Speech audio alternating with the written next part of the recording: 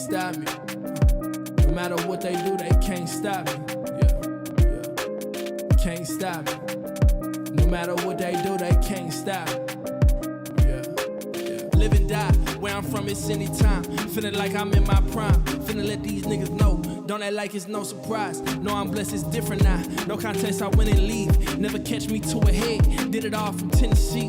Been a G, used to think I'd never close. Self-doubt, lost focus, and lost track of plenty folks. Got up out my feelings in my city, and I really rose. Bring it all back home and bring them with me. Now that's really goals, they can't stop me. No matter what they do, they can't stop me. Can't stop me. No matter what they do, they can't stop me. Look, hey, back to one, the king stack, a million or more. Black the one's a vegan snack, I've been in the zone. Been in the fire, been in the lab, get it and go. Been in my mind, watching it happen, then I impose. My will just grows. I believe that everything I dream is real and close. I believe that everything for me gon' be exposed to see the lows. That's what I'm in it for. And I ain't got no limit though. I've been a soldier, can't stop me. No matter what they do, they can't stop me. Can't stop me. No matter what they do, they can't stop me.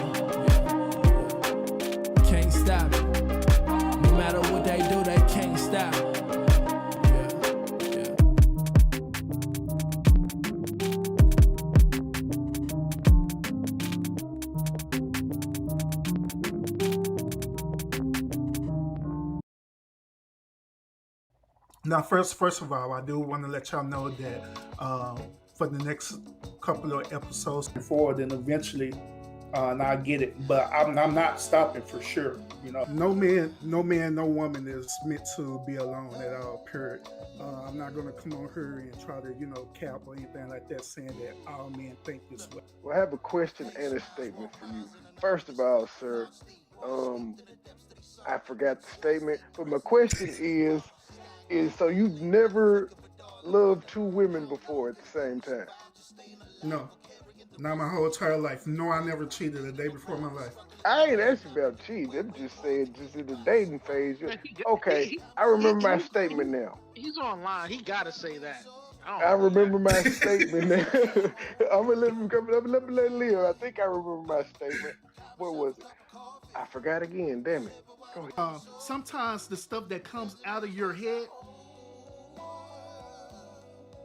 it's not beneficial at all. You do realize that this whole scenario that you're mentioning about, you do realize that it is just about impossible. It's more like a unicorn fairy tale, like say for example, where my one daughter's telling me a fairy tale story that it sounds great, you know what I'm saying, but at the end of the day, it just doesn't exist. Many modern day women, they'll literally throw out their accolades and stuff as well. They'll throw out their accolades, saying, well, I have this, I have that. What do you have? I done went to school. I done got a bachelor's degree. I done got a master's degree. I done got all these different things. What do you have? Oh, that's a 9-to-5 job? Child. I have to be like real strategic with my networking now. I have to like really just sit down and just really just vet people. And just for a record, this is what we would call baby mama drama. Absolutely. It's not just exclusive to one race or one particular group. As y'all could clearly see. Urban, tell me what was the win. Tell me because a win in these verses is different for everybody's win. What is your thing that you think that they got the win for? Terrence Howard. cat. Oh, Yeah. bye. He I'm up in this line. They shut it down with that. To be cycled through the system. They're not gonna have no type of guidance, no type of support. Then also in the worst case scenarios that they end up developing mental behaviors or mental disorders, which make the situation worse, and which in turn they end up becoming adults, and hence this is where we get people who are sociopaths, psychopaths, chronic narcissists, and all these different other behaviors as well. Y'all know the topic. The topic is talking about women being master manipulators, which this is true. Women are master manipulators. And you keep saying that, I'm going to do this, I'm going to do that, I'm going to change this, I'm going to change that. But yet and still, you have not did it yet. Why? Why?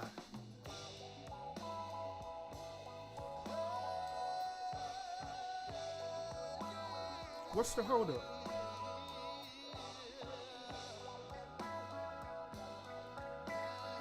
What is the holdup? Today, on this Monday, on this Motivational Monday, it's time for Urban to give you some tough love. It's time for Urban to tell you to stop procrastinating. They literally create fake news because they know that negative behavior sells. It's all part of psychology. They know that through the psychology of it all, they know that you as the viewer, you're gonna the first thing that's gonna come into your mind right now is that, hold up, why are they beefing? And what you're gonna do? You're gonna immediately gonna start investigating. You're gonna tune in and find out what is the beef about. It's all part of psychology. Yo, this song Gatorade is good in the channel, bro. Yeah. Refreshing.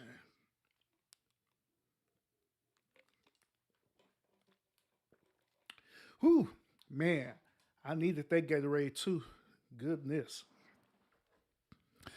But hello, y'all. Welcome. I am the official urban therapist. I appreciate you tuning in for this episode tonight. I'm going to be reviewing MaDD Militant video.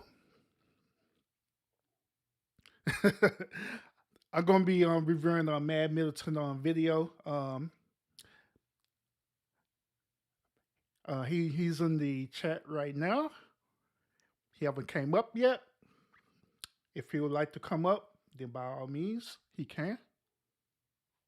But before I start, let me go ahead and acknowledge everyone in the chat. Like always, I seen JJ earlier. He came up and he said he shared me out and everything. I appreciate that, bro. Appreciate you. Miss Williams, like always, I appreciate you for stopping in. Miss Williams, I appreciate it as well. Got my sis, Joy, in the building as well too. Appreciate you for tuning in. Oh, by the way, Joy. By the way, I wanted to do the review with the what's that family name? The Loud family, the Loud Gang, or whatever you call them, right? I wanted to do that I want to do that review today, but it's been a whole lot of stuff developing with them for the past couple of days. So now I'm sitting up here reviewing all these different videos of what's happening with them right now, and it's getting kind of crazy. So I now have postponed that one, and I may do it tomorrow. I may do that review tomorrow, like for sure, because there's a lot of stuff that been happening these past couple of days with them that I've been watching, and so I want to kind of piece everything together so I can give my honest perspective about all this that's going on with them. All right. So yeah. And so I rather view a MaDD video first, because even though it's a controversial topic that we're gonna talk about, it's like easier than viewing the Loud Gang, because they got a lot of stuff going on with them right now. So, but I will review them for sure. For sure. Who else we got in the house? I see you in the house, Matt, as well. Let me see. Oh, we got Money Boy. What's up with it, bro? You just slid on in here, huh? What's up with it? Appreciate you. Appreciate you tuning in as well. All right.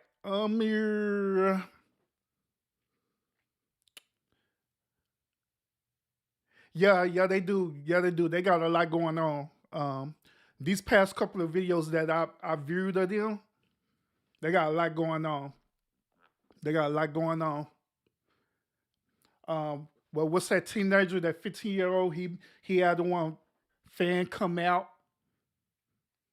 And what else? The sister, she came and got her stuff and all kind of crazy stuff.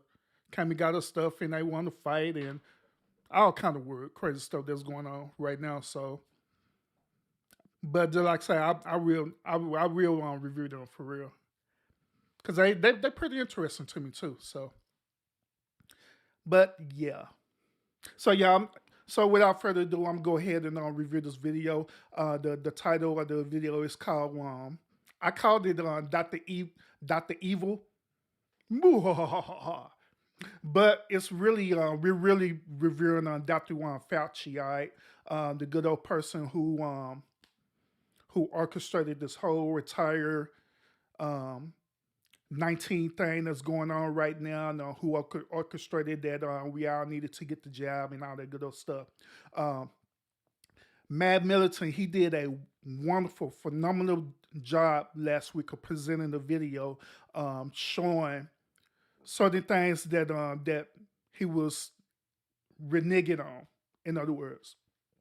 So he did a phenomenal job of putting this together. So I'm gonna want to review the video as well too. And Matt, I have sent you the link to drawing. You know what? How about this, man? How about this? I'm gonna do this. I'm gonna quit the Zoom, but I'm gonna put the StreamYard up for you, all right? Yeah, if you want to come on StreamYard, then I'll put that up for you. And I'm gonna put the link in the chat.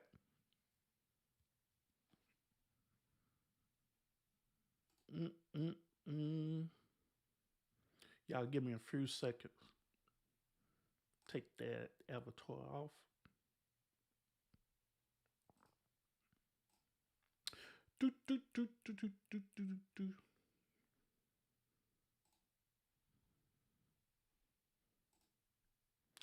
Share screen. Nope, I'm not sharing the screen. I'm inviting. What am I doing? Copy. All right.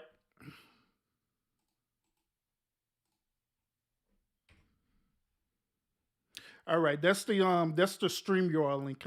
If you want to come up, Matt, on the StreamYard, then you can want to come up on the StreamYard. All right.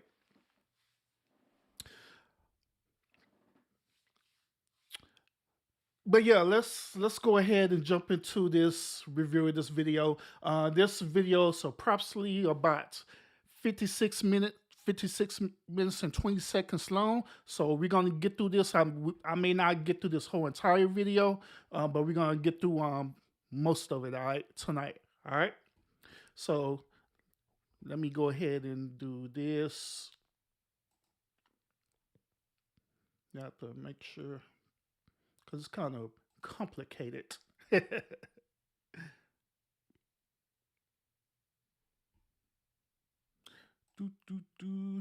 Rush, you done jumped on up here. Rush, you done yeah, you jump up here cold turkey, bro. You don't even know what I'm talking about. You talking about you about to review things video, MaDD Militant. Yeah. Yeah, I'm finna get ready to review this video in a minute, bro. But I'm trying to figure out. Oh, I know how I could do. I could do a screen share on this on StreamYard. That's how I could do it, because that's what I was gonna do on Zoom. Hold up, that's what I can do. Boy, this boy is smart. We are going to use Chrome tab. this one. Gonna use that, and we're gonna want to share it like that. Let me go back, add Mad up here. Yeah, buddy. Hey, what's up, bro? What up, Matt? What's Matt going on? Militant, what's up? What's up, bro? Salute, salute, salute.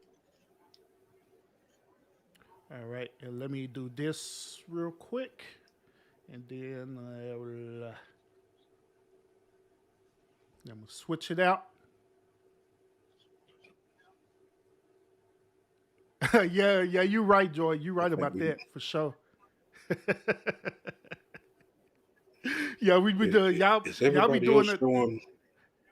Yeah, y'all be doing the 8-minute video. That must be about 2.5, 5 hours long. Like for real, for real. But be interested though.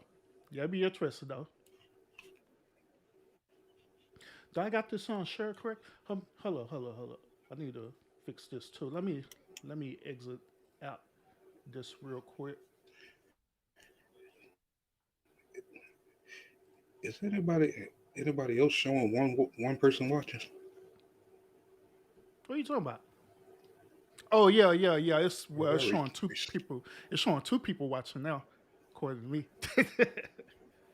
I ain't tripping though. Yeah, Everybody come in later. like they didn't do me like that.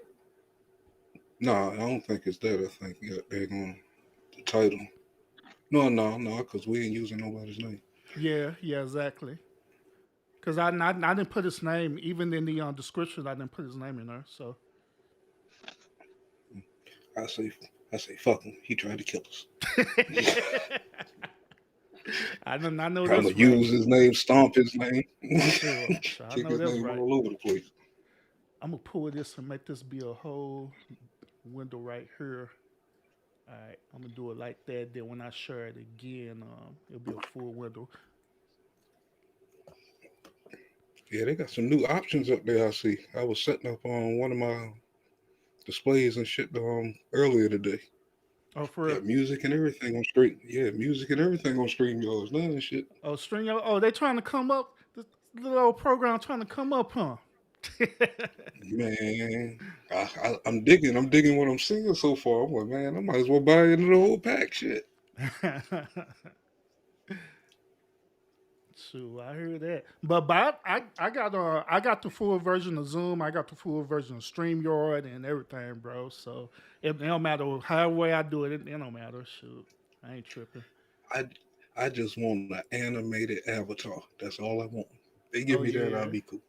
Yep. I can pull out my detective logo.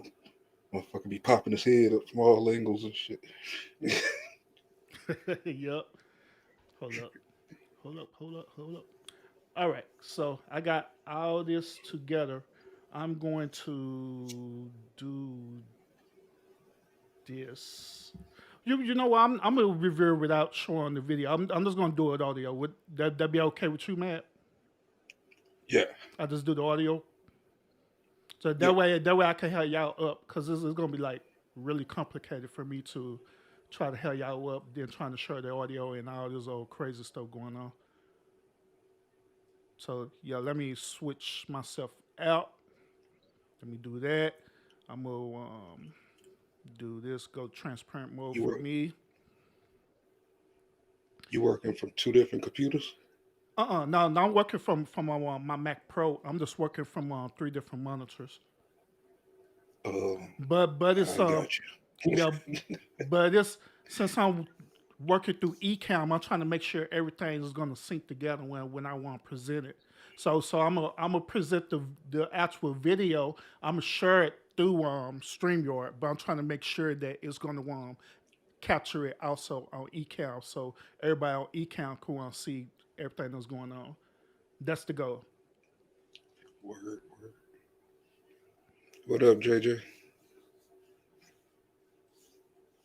Do this, do that, and we're gonna share the screen. We'll blow this up. I was looking. Okay, so far so good. Then I'm gonna go full screen with this one. Well, no, that's fine. We do it like this. That's fine. Cause I need to see my main screen too. So I'm gonna do that. Yeah, we just do it like this. All right, let's rock and roll. Get this show on the road. Get this shindig on the road. As soon as I find it.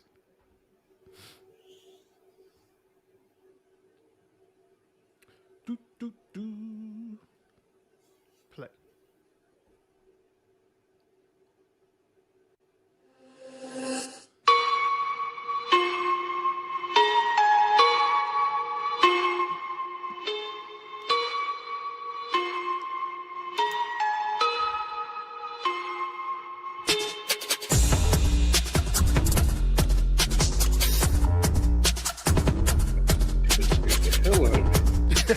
That's your video. I had my headphones turned up too loud.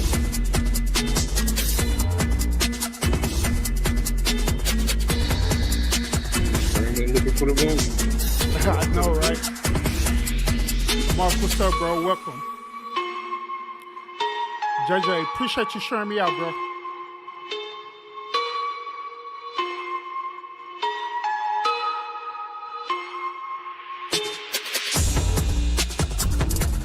Miss Daly, welcome.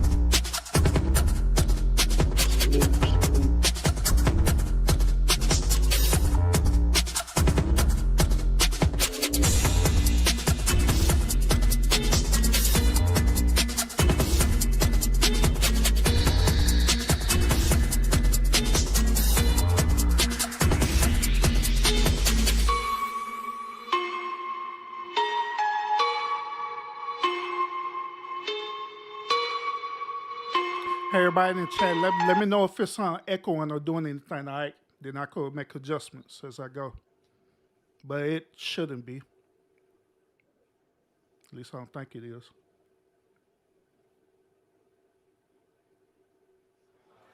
My name's Alan Weil. I'm editor-in-chief of Health Affairs. We're very pleased to be a partner in this event. I want to add my thanks to you all for being here, and particularly my appreciation to Ashish and John for the collegial way we've put this together. We each bring great strengths to this topic, and I think together we do something none of us could do individually, and I want to echo Ashish's comment at the beginning that we hope this is the beginning of more, even if we have to leave the rarefied air of Washington, D.C. and Cambridge, Massachusetts to do so. It is truly my honor to be able to introduce our keynote speaker today. It is often said, just look at the bio. There's so much there, and indeed there is, but I think it's important that you understand, if you don't already, the great credibility and accomplishments of our speaker today, Tony Fauci, who's director of the National Institute of Allergy and Infectious Diseases at the National Institutes of Health. As you'll hear in his remarks, he served under 5 presidents, which I think is quite relevant to the conversation we've been having already this morning. Hold up, pause. George sitting up here talking about you bougie just like me with your intro. That's not the director's cut, though. He was one of the principal architects of the creation of PEPFAR. He's a member of the National Academy of Sciences, the National Academy of Medicine, many awards, including the National Medal of Science and the Presidential Medal of Freedom. Dr. Fauci has 43 honorary doctoral degrees, author, co-editor, editor of more than 1,290 scientific publications. He brings experience and credibility and perspective. Please join me in welcoming Dr. Fauci.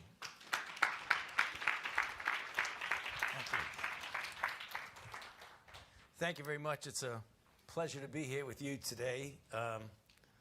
I've spoken at after-dinner speeches and intra-dinner speeches, but I've never spoken to a line of people waiting to get their food. So it's nice to have you. Anyway, it's the idea that we are now a few days away from a new administration obviously prompted the really extraordinarily, very enjoyable, and I'm really pleased I had the opportunity Jessica, what's up? What's up? listen to the panel, both of Amy and Ron, and as well as Bill and Dr. Jafari, which really, I think, set the stage for so many of the things that we are going to be dealing with over the coming years. Given, as you heard from the introduction, that I have been around for a while and have had the opportunity and the privilege and the pleasure of serving in 5 administrations, I thought I would bring that perspective to the topic today, is the issue of pandemic preparedness. And if there's one message that I want to leave with you today based on my experience, and you'll see that in a moment, is that there is no question that there will be a challenge to the coming administration in the arena of infectious diseases, both chronic infectious diseases in the sense of already ongoing disease, and we have certainly a large burden of that, but also there will be a surprise outbreak. And I hope by the end of my relatively short presentation, you will understand why history, the history of the last 32 years that I've been the director of NIAID, will tell the next administration that there's no doubt in anyone's mind that they will be faced with the challenges that their predecessors were faced with. So for those who think that infectious diseases is gone, there's so many people who have made foolhardy statements not knowing at the time that they made them. I usually show a quote from an old Surgeon General or an old pundit in infectious disease. So I thought I'd pull this one out from Sir McFarlane Burnett, That who was right there actually was like the first giveaway. Nobel Prize-winning immunologist who made the statement. Well, let me pause. What you say? I said that line that he did, you know what I'm saying? When he was talking about the other scientists, that they made a huge mistake about those kind of viruses in a large outbreak and stuff like that. And his body language and that smirk is like, that really pissed me off when I started watching this. It's like, hold on. We already been hearing conspiracies and stuff about him and AIDS, HIV and stuff like that. But to see this transform in front of our face, to see him say some shit like that, this is an eerie video, man. This is a mad doctor here. Dr. Evil. But we all know that AIDS is a man-made disease. It's not a natural thing. Heck yeah. But it looked like he creates so he can figure out how to cure it and use everybody else for the guinea pigs. That's basically what this is. That's that whole theory talking about the lesser of two evils. Mm-hmm. Yeah, gotcha. I mean, this ain't nothing new. You know what I mean? AIDS is man-made, and let's think about the Tuskegee situation, the product, with the whole syphilis situation that they put on the African Americans for back then. You know, they used us as guinea pigs from our off jump back in the day. You know what I mean? It first starts within the Black community, and then it spreads out to the worldwide mass. You know what I mean? Mm-hmm. But the key thing about this dude is you're gonna find later on, once I start putting my foot really up his ass, nobody elected this guy. Yeah, he kind of did just showed up out of nowhere, huh? Well, I mean, you know how that goes, he's been around. man. You know the powers that be put him in position. You know what I mean? No, what I'm saying is nobody elected him to have this kind of power, to have authoritism over any of us on the things that he really said. You're not hearing what I'm saying. You're not hearing what I'm saying. The You people lost 2 years of your life behind this motherfucker's experiment. He has no power. We did not elect him. The people did not elect this guy. The people that's in position of power will put him on, man. Oh, who's the position of power though that's talking about, Rush? You know, anybody that's in political power that put him on. You know what I mean? Actually, what he's trying to say, and we can go out and actually say it, it's China. It's all over your news now. You know what I'm saying? Yeah. It ain't no need to run from it online no more. It's all over your news right now. You know, I mean, all kind of ties. This dude had a hookup over there, and they used that thing as a biological weapon. Look it up. Even the Supreme Court agrees with it back in December, early December of the year before last, that this was a bioweapon. So all this slow going that they've been doing last year is bullshit because they already know what the hell is going on. Hmm. Interesting. Interesting. Yeah, buddy. Supreme Court stated, I think 2000 and when did this start? 2020. By Hmm. December 2020, just before the Capitol incident and stuff like that. I believe it was like December 17th or so, 2020. They were stating, no, matter of fact, that's another day. I think it was like December 3rd or so. They stated that this was a bioweapon. So then we went through the whole 2021 acting like we don't know where this came from, this and that, this and that. When soon as it got here, that February or March of 2020, we already pointed to those people over there. You know what I'm saying? It wasn't the president that said that shit. If you followed along with what was really going on in the world, you all fingers would point to them. Hmm. And then you realize the setup of what happened throughout the last 12 to 13 years. When you start to go backwards and who was held responsible and how did they get that? So for over 12 to 13 years, China was responsible for all this. That's what you're saying. Part they can't be held fully responsible without our help. You know what I'm saying? The acting president at that time, you know what I'm saying? A lot of things as we see went under radar, under his nose, and he didn't know what was going on. Especially that thing that came out yesterday. I'm gonna post that tomorrow. But which go is like a lot of stuff went up under his nose, including this. They hide a lot of stuff inside of things and stuff when they sign these bills and stuff. And from my understanding, this was a virus that was created here in the United States in North Carolina. You know what I'm saying? Duke University Hmm. and stuff like that. Scientists was working on it and stuff like that. When Obama became president, they I guess they got put their heads together and figured that this was too dangerous to be working on in the States and stuff like that. You can look this stuff up. All right. Um, it's just there. But but it and it's like in like 2009 they signed some kind of deal. I think that was like the same deal that was going on with the stock market and all that stuff around that time. You Hmm. know what I'm saying? It was something in the bill where they sold this, well, didn't sell this virus. They moved this virus from here out of the country. Fauci and I think the NIH and the NI, whatever he just saying he represented and stuff, took it to China. I don't know if China paid for it or what. From there, we're still looking for that stuff. But it was released from their lab in Wuhan. Hmm. So what out of It looked all like the intentional. so out of all the countries in the world, why China? Why China? Why China? China is on course to being the superpower.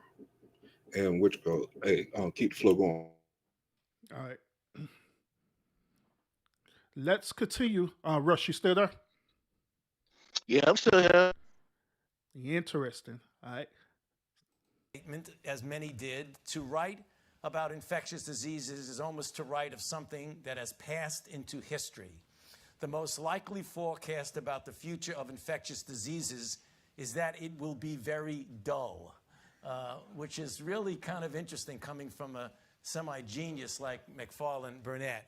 And I think what he did, and the mistake that so many people have made, is something that several of our panelists have already referred to, and that is a failure to look beyond our own borders in the issue of the globality of health issues, not only things that are there that will come here, but surprises that we have. So when I think about infectious diseases, I break it down into a few buckets.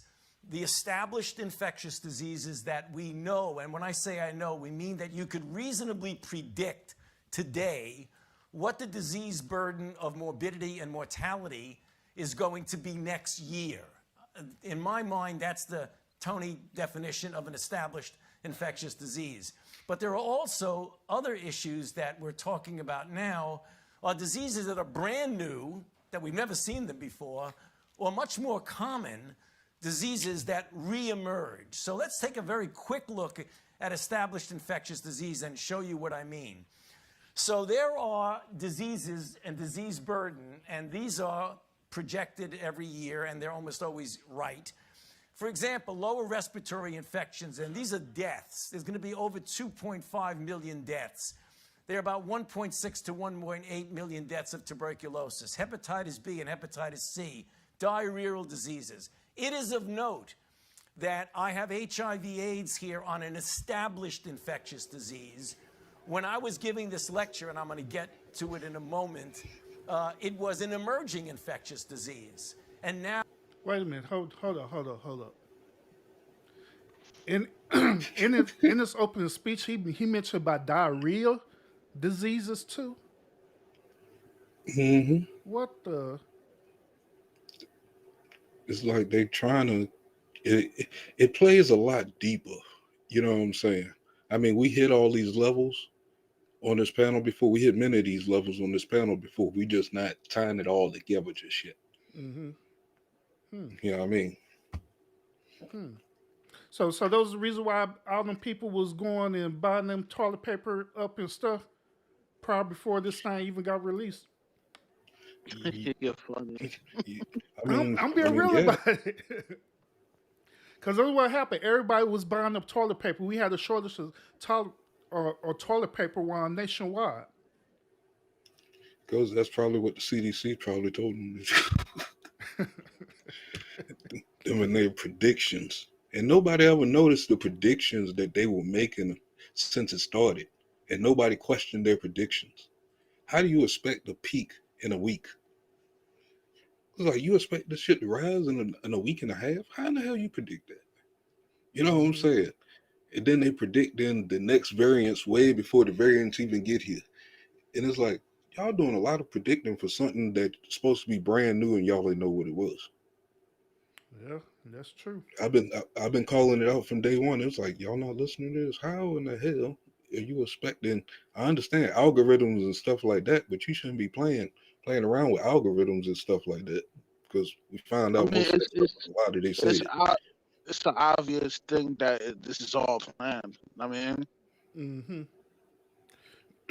Here's a question I want to ask you too, Mad. Do you believe that people don't know about this is because they covering up the truth, or is it because people just rejecting it? They just don't care.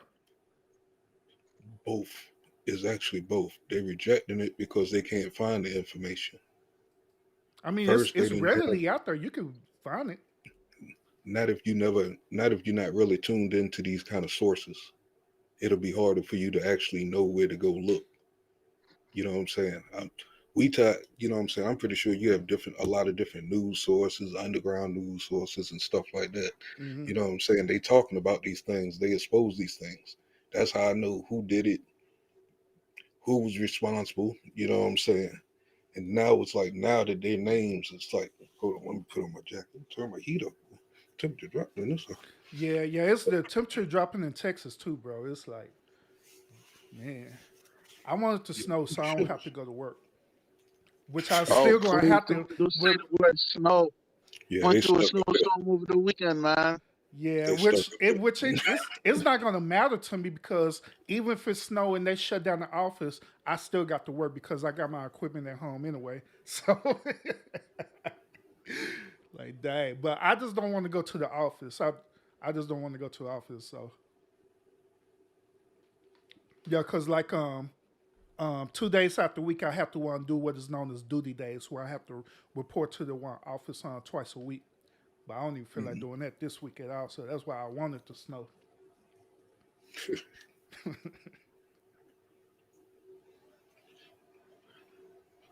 But yeah, I mean, it's pretty interesting.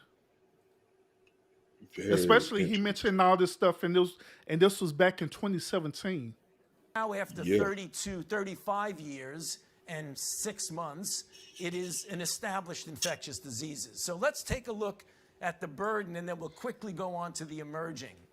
So by the last count of that article that came out in Lancet just this past year, if you look at the total of 56 million deaths worldwide each year, about 15% of them are infectious diseases. That used to be 27% when I first started giving this lecture.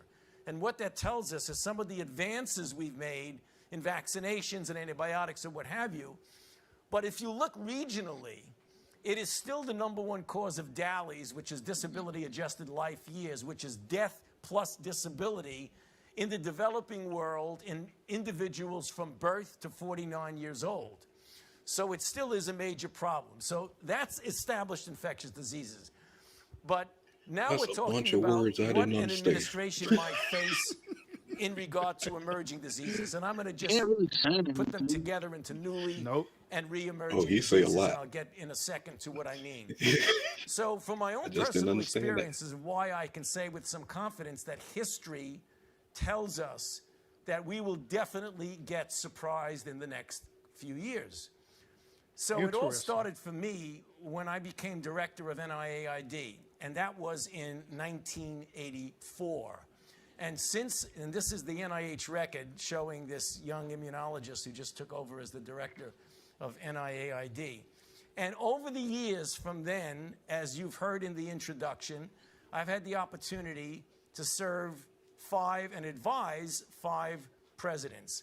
And these are the 5 presidents, and I'm going to go into the things that I had to advise them about.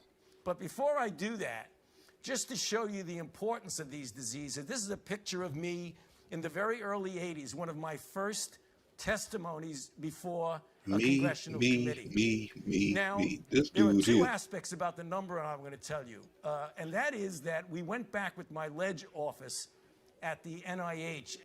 You know the one drill, man. Whenever you want to say something, just say pause. Yeah, we do the same thing. We No, all stay gang. You notice how he's talking about him. Mm-hmm.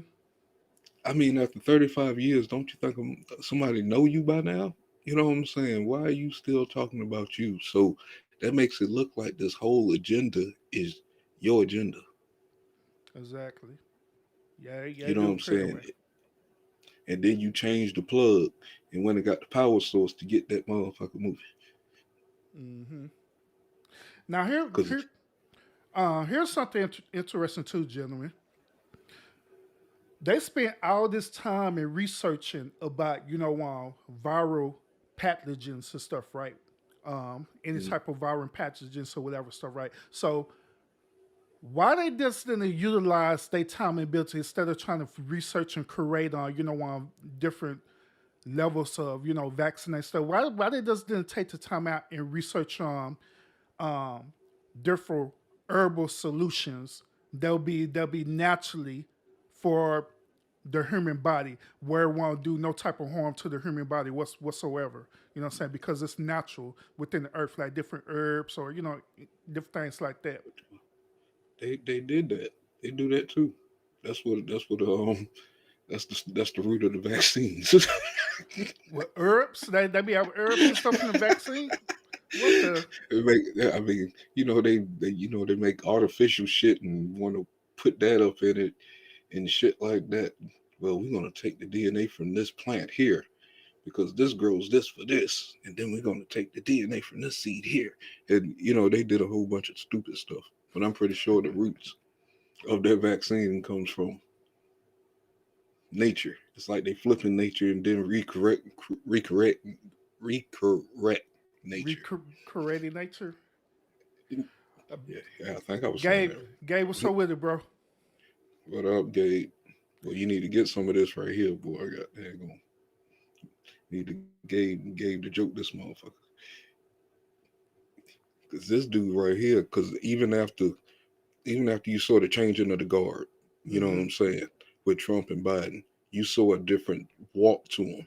Mm-hmm. It's like, yeah, he did it. He's almost there. You know what I'm saying? Because now the person in office ain't gonna fuck with him. If the guard never changed, this dude would probably be in prison right now. Because the person that was in charge was calling it out at that time, and we called him racist.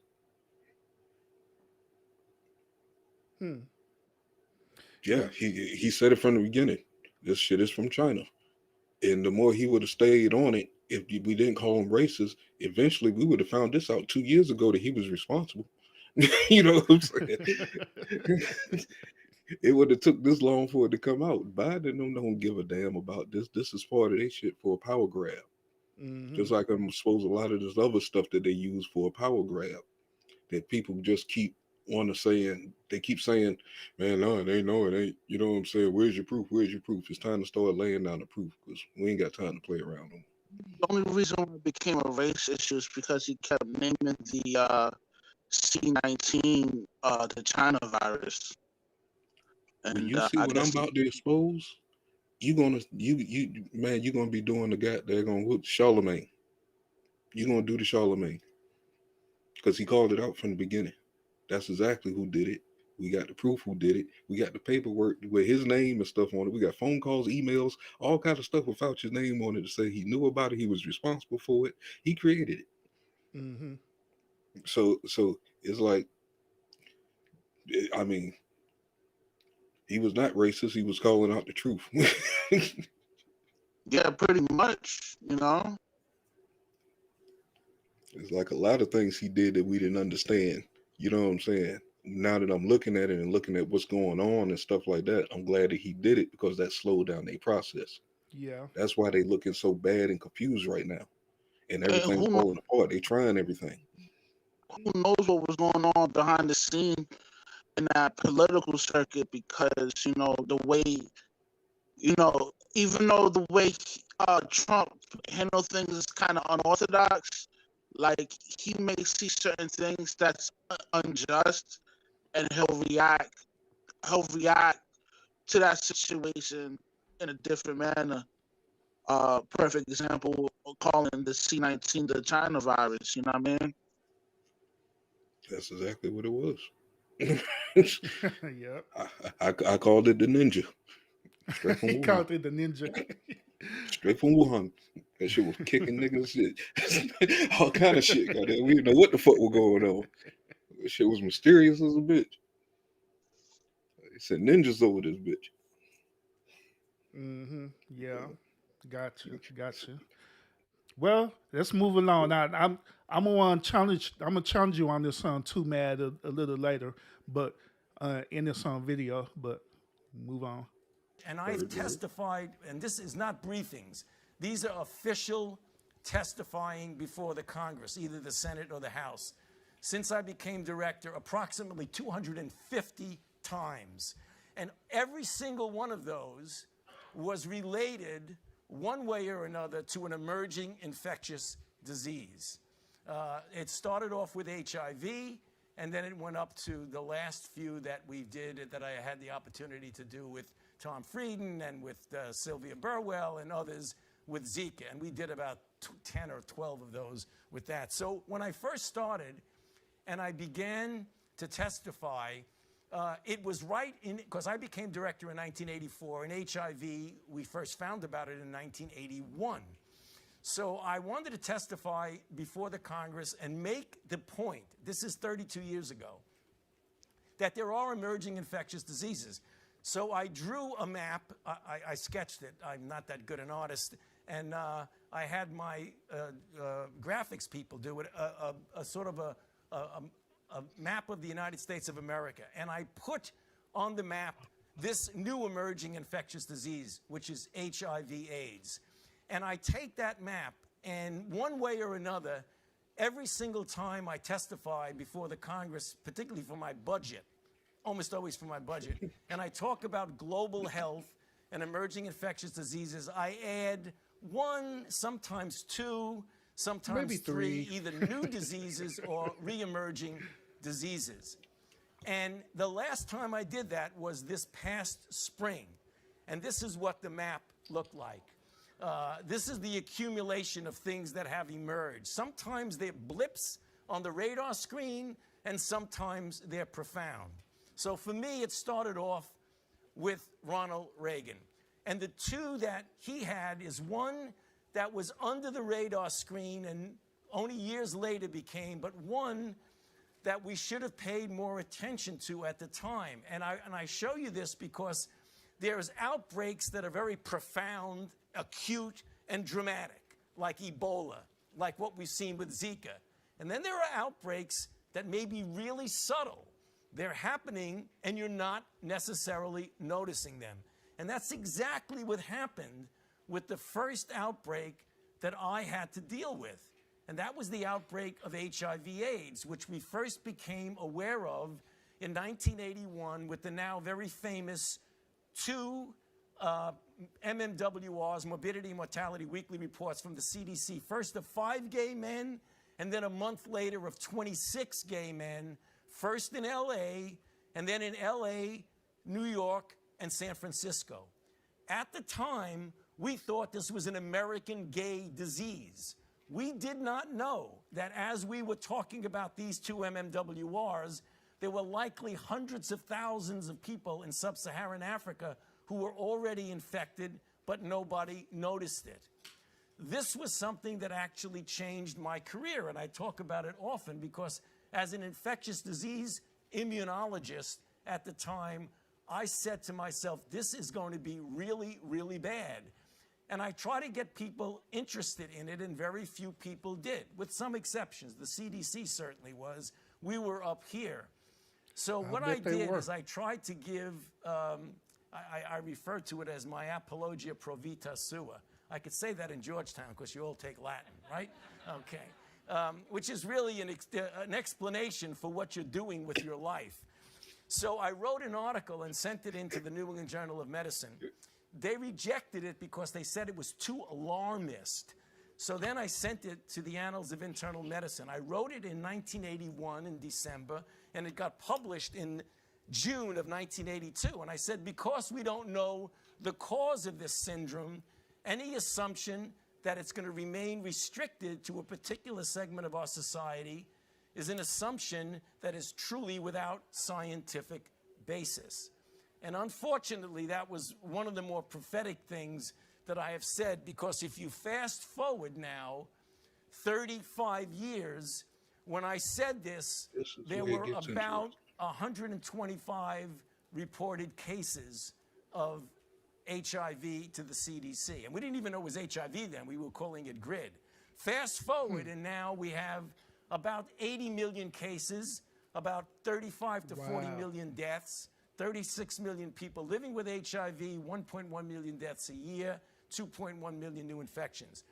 During the first administration that I dealt with, there was not the proper attention that was paid to it because of a number of reasons, one of which nobody perceived that it was going to be particularly important.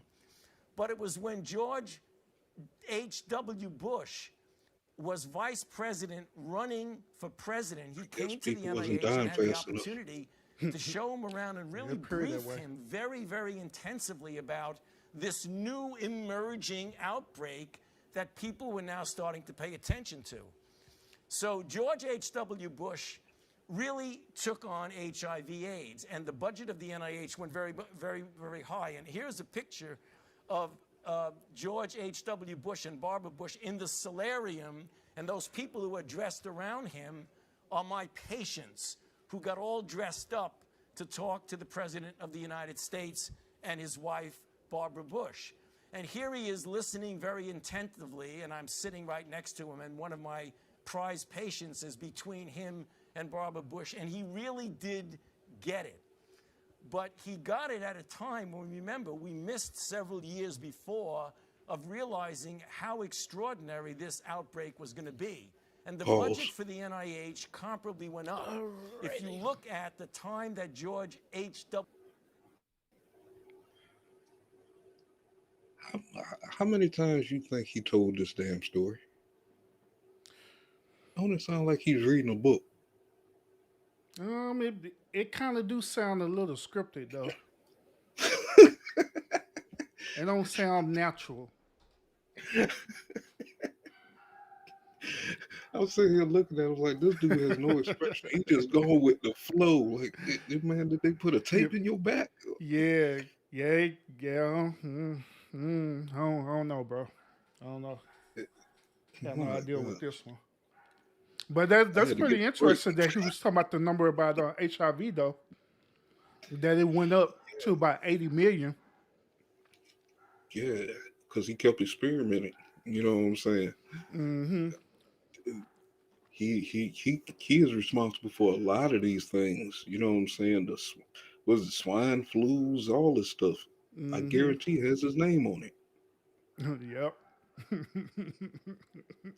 And for some reason, he's immune. Like it's in his title. He's an immune specialist. So how Whatever. did he become immune? He didn't inject himself with different things so he would be immune. I'm not even sure, man.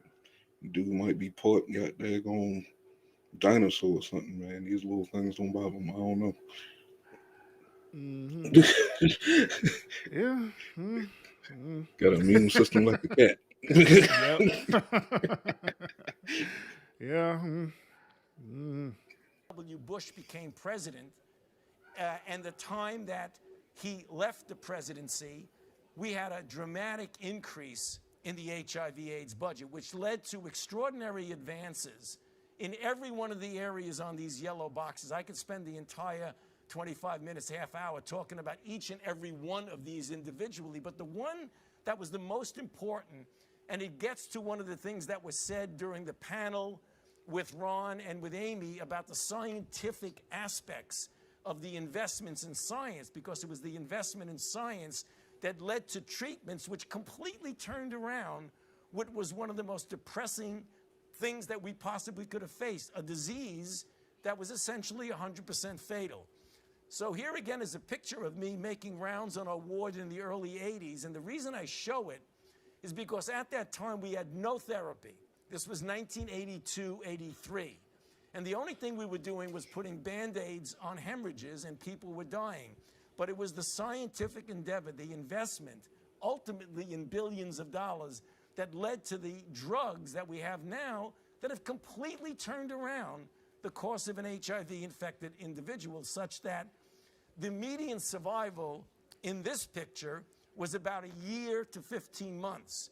Today, in the same room that I see patients, the median survival now is an additional 50+ years, which is one of the most extraordinary scientific advances that has been made in response to a new outbreak. So one of the things we did back then, and I did this with my colleague Greg Folkers in my office, we put together a commentary in JAMA saying, you know, we've been quite successful with HIV/AIDS. Perhaps there are implications for other infectious diseases of global health importance. And what are the lessons that we learned from HIV? One, you have to commit substantial financial and human resources. These things don't get addressed spontaneously by themselves. You have to enlist the best and the brightest investigators in both basic and clinical research. You have to involve the community, be it the gay community in the United States, or the community in Africa and West Africa when we dealt with Ebola, or the people in South America when we're dealing with Zika. You have to have cross-sector collaboration. You can't do it alone. The CDC can't do it alone. The NIH can't do it alone. You do it with all of us, with industry, with global organizations, with philanthropy and NGOs, and you got to get the leaders and the policymakers involved. Those are the principles we learned, and we applied them. So from an NIH perspective, and I have to take that because that's where I'm coming from, these are the things that we get involved with: basic and clinical research, genomics, expansion of research capacity, like we did in West Africa and Liberia, the way the CDC did in Sierra Leone, the way INSERM did in Guinea, ultimeely to develop countermeasures. So basically, he's trying to manipulate himself into power. Take a look at it. I mentioned that there was also... What you say?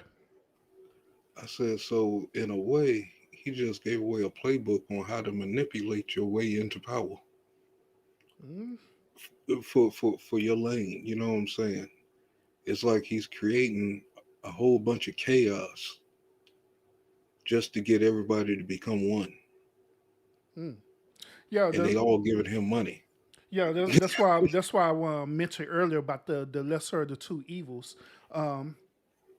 This is, for us, what I'm hearing, this is no different from a person who either wage war or create war or build different weapons of destruction for the intent to create war. You know what I'm saying? It's a lesser evil to create a greater evil. You know what I mean? And within this evil, throughout the principle and the laws of the universe, wherever there's evil, there have to be good presence too. Wherever there's negative, there have to be something positive present as well too. And that's just how things just work. Things have to go against each other. You have to be negative, positive. You have to go correlation with each other. Maybe this is the reason why they or implemented this no more, what is it, no more than a billion people on this planet through the Georgia Guidestones. We gonna tie it all together, bro. Yeah, maybe that's the reason why they doing it, cause they trying to keep the planet from being overpopulated, whatever crazy reason. But we gonna take it back to Russia's book. Yeah, buddy. The plan is that old. Yeah. Speaking of which, it's some crazy stuff happening in Russia too right now. No, not Russia. I'll tell you Russia's favorite book. No, I say there was some crazy stuff happening in Russia too. Oh man, that right there. That's our president's fault. Because most people don't know. Last year it came out that he stated in a paper and on video that he is a resident of Ukraine. So there's a lot tied into this. Why would you pull soldiers from one place and then go move them to another place? There's a lot of things they did that got scrambled up in 4 years for a reason. Whether you liked it or not, it was for a reason if you open your eyes. And you probably will be starting to say thank you. We could have been gone a long time ago. Yeah. What you saying about Rush? I said a lot of this ties back to his favorite book. The Bible. Yeah, this is part of that 400-year playbook. He liked to use it, but remember, for that to be the word of God, how many times have man rewrote it? So it's no longer the word of God. So following it is bullshit. It's part of his story. He's creating his story as he goes. And he already wrote his ending. And if you look around, he's trying to play it out to the fullest if you know your book. You got tricked. The devil ain't the white man. The devil is a man, is the thinking. You know what I'm saying? It's the thoughts, you know what I'm saying? For you knowing that this be the word of God, for you to rewrite it, that's an evil mind. Point blank. But back to the little guy. Not the evil. He is. This dude look like he about 4'11". Hey, that's why I had choose the perfect thumbnail for him too. Matter of fact, you old enough, Herb, man. You remember Little Mikey? Yeah. From cereal box. Was it Life? Yeah. That's the old version of Little Mikey. Got there. He ain't never grow, man. Yeah, I'm surprised Russia said that. Yeah, I was trying to get him going. So the trickling of dengue in the Americas, because remember, dengue is an Asian African disease, and it came in under the radar screen, but now we're really addressing it. And so when you look at dengue, right now we have our sights on dengue. They're very much the same way as we're doing with Zika. And actually, this is a release from just this spring. in which we now have an experimental stage of phase 3 clinical trial. We have an approved dengue vaccine that we need to do better on because it's only about 60 some odd % effective. So we really want to get one that's up in the 85 and 90%. So that was George H.W. Bush. Then things started to heat up a bit when we got to President Clinton because he had to deal with HIV. It wasn't going away. But now we had some other things. West Nile, H5N1, antibiotic resistance. We go back to the same paradigm of the things you need to do. You need to do basic research. The CDC does public health. The WHO does what they do. And you wind up with countermeasures. And let me take a look with you at some of the things we had to deal with and some of the briefings of those 200-plus briefings that we had to do. One was West Nile. West Nile is re-emerging. It isn't new. It was in Africa and the Middle East likely for hundreds of years. Then either a mosquito, a bird, or a person got on a plane in Israel and landed at Kennedy Airport, and then, boom, we now have West Nile, which is endemic in the United States. So what are we going to do about it? We're going to develop countermeasures, such as vaccines. Now, it's very interesting. When we first started to develop that's exactly how they vaccine, how that 19 virus got here. Holy moly! Yeah, that's exactly how they happened. What the heck? Just packing up different viruses and sending them across the world and shit. What the heck? Yeah, the more I listen to this dude, it'll sound wild. It'll sound real wild, bro. The more you listen to it, the more things you pick up. Yeah, it'll sound crazy, bro. Like, this nigga said a plane again? And that's up here, brought West Nile over here. Now they can't even get rid of it. Yeah, I can't even get rid of it at all. Yeah, they can. They got a vaccine for it when it gets wild enough. They're just going to see what it does for a long period of time. Mm-hmm. Successful vaccine. It was safe. It induced a good immune response. We couldn't find a company to partner with us to develop it in an advanced way. That is not the case now with Zika, since there are a number of companies that are very interested in that. Then there's the issue of antimicrobial resistance, which we have gotten very deeply involved with, up to and including the current president who gave an executive order. So I don't want to jump ahead of myself, but these are not things that just stay with one administration. They spill over into the other. So we first in earnest started to see it back then. So we really addressed it, as we've done in so many other things. Then came George W. Bush. Again, HIV AIDS was still prominent. But he had to deal with something that was really brand new here. Anthrax, the beginning of H5N1, and SARS. Now, when you talk about presidents worrying that when they get into office, there's going to be something they have to deal with, some health issue that's going to be very disconcerting, well, it was a double whammy for George W. Bush, because not only did we have the terrible events of 9/11, but juxtaposed in the fall, in October, right after the 9/11 issues, we had the anthrax attacks. And then all of a sudden, a new outbreak that a president and the departments had to deal with was bioterrorism. And in fact, this is one of the articles that we wrote back then 15 years ago, Cliff Lane and John LaMontagne and I, in Nature Medicine, about bioterrorism and the kinds of things we need to do to prepare for bioterrorism. The country took this very seriously. There were strategic plans for the Category A agents, namely agents that we knew had been stockpiled by the Soviet Union before the fall of the Iron Curtain. Those were smallpox, anthrax, botulism. So I had the opportunity of dealing very closely with President George W. Bush and his staff in dealing with how we're going to address bioterrorism. And I had a very interesting experience, which I'll always treasure. We were going up to Pittsburgh together with the president, with D.A. Henderson, with Secretary Thompson and others, to look at a new facility for modeling the possibility of a bioterror attack. So I had the privilege of being on Air Force One, and the president called me up to his compartment and said, Tony, what scares you most about potential microbial attacks? And he was talking about a terrorist.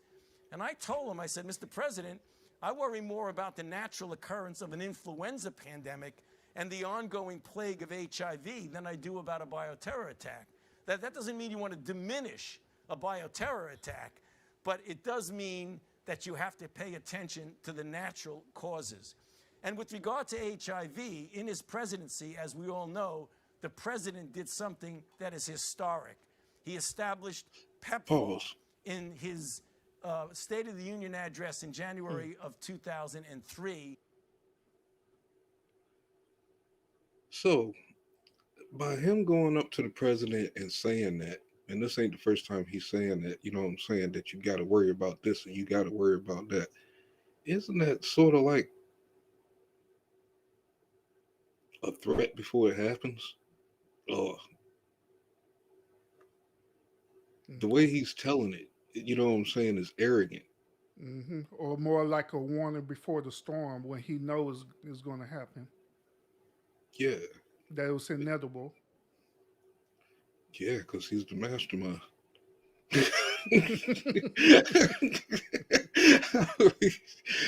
Like, this dude is insane, man. What the hell? It's pretty interesting that he's well, within this conversation, he's now talking about the bioterrorism, because even with the bioterrorism threats and stuff, in most cases they did their best to try to neutralize it within the social media, so they wouldn't create panic within the nation. But I mean, when you think about it, it's technically it still exists right now, right? Mm-hmm.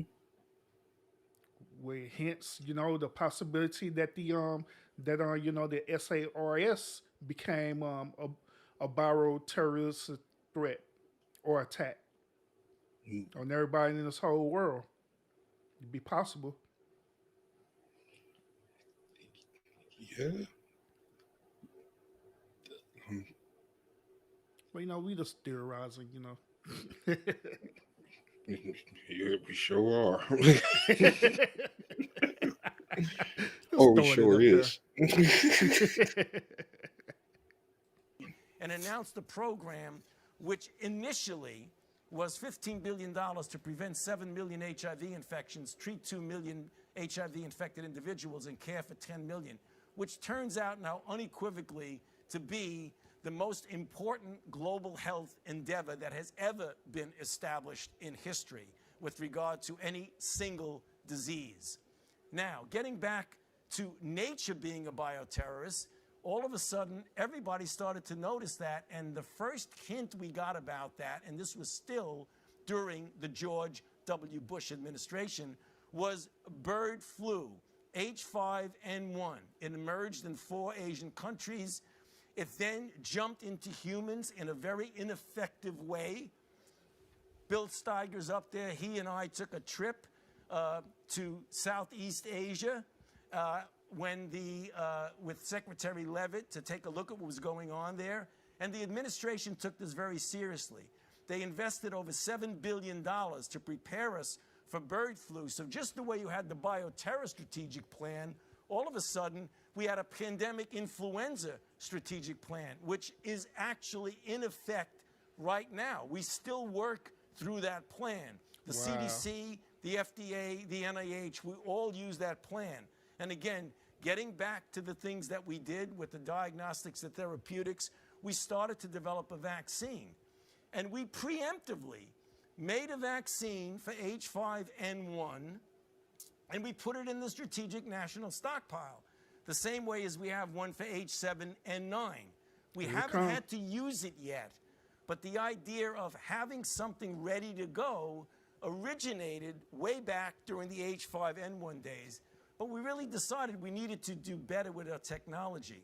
So we advanced from egg-based to cell-based to finally recombinant DNA technologies, and we're continuing to develop better vaccine platforms.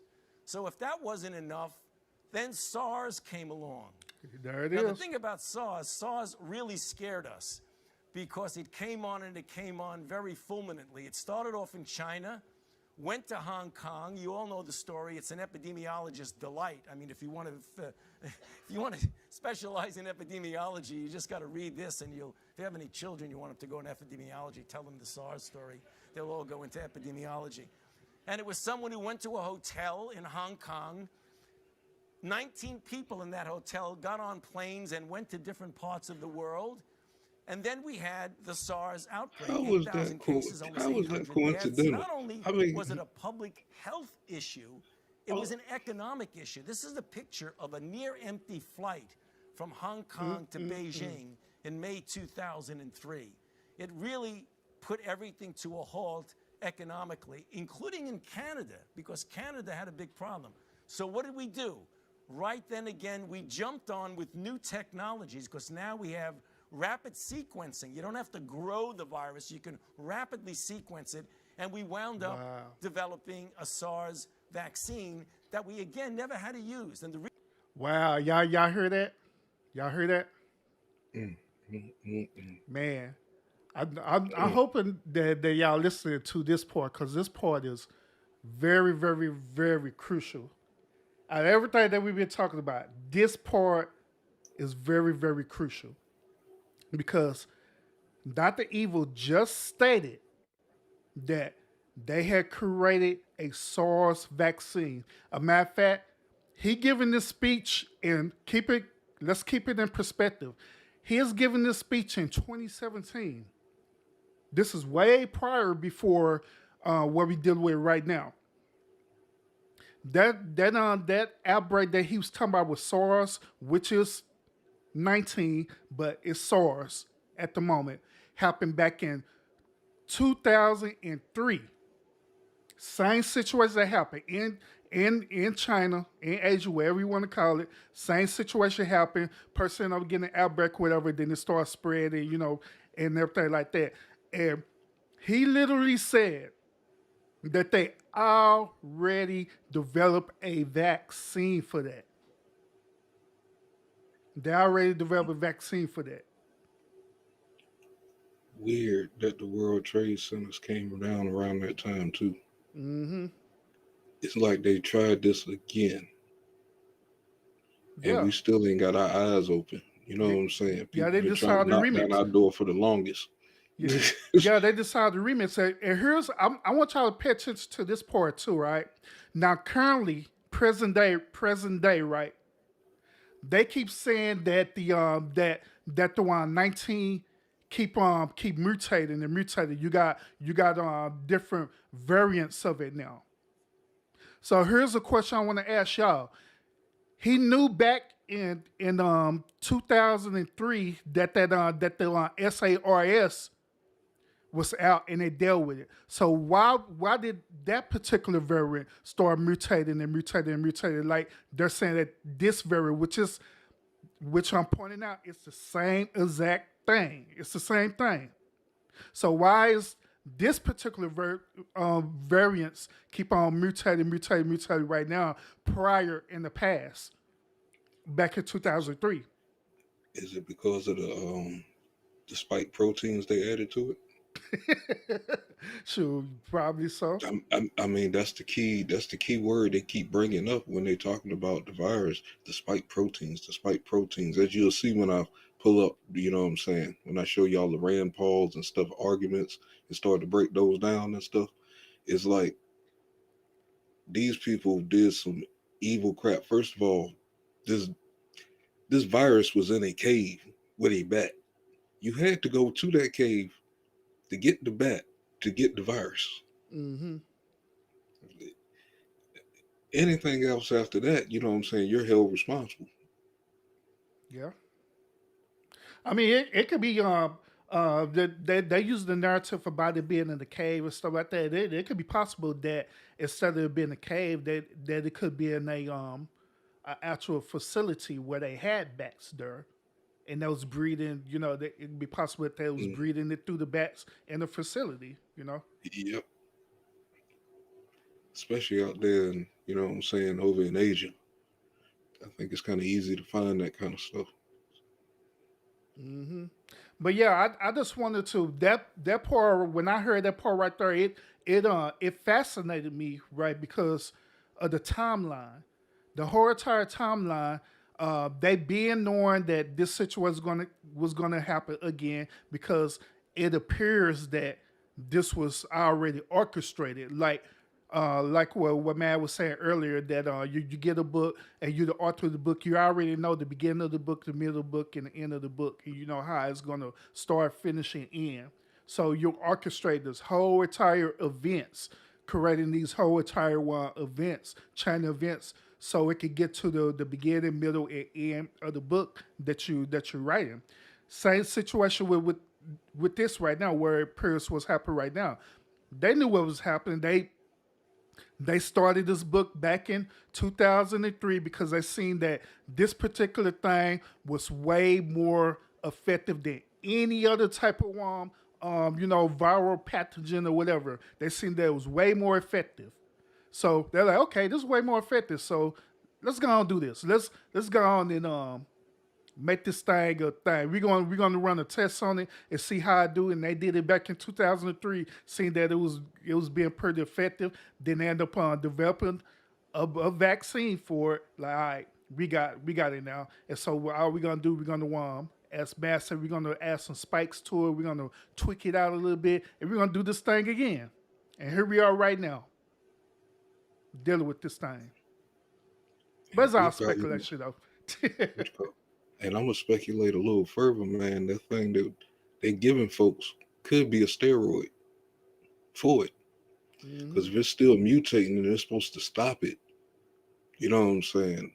And it's like every time they bring out another level, a booster or whatever, a new variant shows up. Yeah. I called this when the Delta came in. Right now, we should be going to the fourth one, and folks still ain't getting it yet. It's like, are you paying attention to this shit? Yep. But yeah, that's interesting for him to say that, and people having came in and researched this video. That's why, to be honest with you, that's why I'm glad that you have put together this particular presentation, especially on this part of this video, where it's literally out there, not only on your page, but it's now out there on mine as well too, where you go back and people could literally review what this dude had just said, what Dr. Evil just said, and just make your own conclusion about it, you know? Most of anything that I present is already out there. Yeah. The thing is, I know we're in a community where we might not be tuned into a lot of different things, and a lot of things is going over our head we might not be seeing. So for the group of people that I'm hanging with every day in these chat rooms and stuff like that, on these shows and stuff, I want y'all to be tuned in.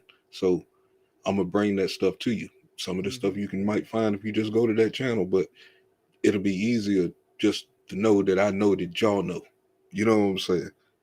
I don't want to be sitting here and be a distractor or nothing like that. I actually want to bring some awareness to what's going on around us. Yeah, facts. Now on this particular segment, Matt, I'm gonna play the devil's advocate on this segment, all right? Because remember earlier I told you I was gonna tell you about this too, right? I'm with it. All right, so I'm gonna play the devil advocate on this particular segment, okay? All right, let's just say, hypothetically speaking, right? The type of vaccine that they created, right? And they end up injecting it in us, correct? Let's say hypothetically speaking that I natural God-given body, our natural immune system adapts to that, right? And when it adapts to it, then you end up becoming immune, not because of the vaccine, whatever, but it's because your own natural immune system is doing it for you. So if that be the case, Matt, wouldn't the vaccine be what's the word? Would the vaccine be good for people in that sense? Yes, it would. But the problem with that is as I started to pull up these hearings and stuff from the last month and a half, None of these people have no data. So we can't say that that actually has happened. You know what I'm saying? If it was true, then they would be showing or having that data. Mm-hmm. When it was asked, you know what I'm saying, at these hearings and stuff in front of the House, you know what I'm saying, in front of Congress and stuff like that, the CDC, Dr. Fauci, none of them have no data or no natural immunity. They don't even have no numbers for the vaccine deaths, the counts or nothing. Matter of fact, I believe it was Pfizer. I think it is Pfizer. Pfizer wanted the Supreme Court to allow them 75 years to produce the numbers for what's going on right now. 75 years. Hmm. So at this point, this whole vaccine thing that they're talking about for this has failed because you're not producing no evidence. And the only way you got people to take it was to threaten their livelihoods, take their jobs and stop them from going out and stuff like that. You know what I'm saying? Mm-hmm. So, I mean, I can't say that if it did, it would be wonderful to know that information. Mm-hmm. Now let's go a little bit deeper in this, right? And both of us we're older, we're in the older generation, right? So we deal with other pandemics as well, such as measles, mumps, chicken pox, different ones like that, tuberculosis, different things like that, right? And they all develop a vaccine for them, and we were required when we was um, young, and also I parents at that time was required to take them vaccines too. So my question to that is that what's the difference between us being jabbed with them different type of vaccines, especially one that we were required to take in order to go to school? What's the difference between taking them type of vaccine and it seemed like them vaccines is more effective versus what we're dealing with right now? Straight up, lack of knowledge. We listen to whatever doctors and stuff say. We listen to whatever they say. If they say your kid can't go to school without taking this shot, that's almost like forcing them to take it under duress, unless you're using a religious exempt. You know, I mean, that's exactly what it is. They're forcing people to do it under duress. That's exactly what it is. I agree. so most of it is. You know what I'm saying? I mean, there's countries and stuff where people are born without this stuff. You know what I'm saying? Having kids out in the bushes and shit like that and shit. These kids grow up perfectly fine. So I don't know why they. I always thought that they was injecting us with something to make us, you know what I'm saying, obedient.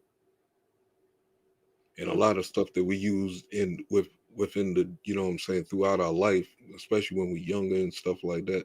You Mm-hmm. know what I'm saying, the normal things that we use in the toothpaste, the stuff in your drinking water and all that stuff is extra ingredients to help that thing going. You know Mm-hmm. what I'm saying? Whatever they put into you as a baby. And right now, it look like the formula ain't working no more. So they trying something new. Everybody take it. We want you You, brain dead.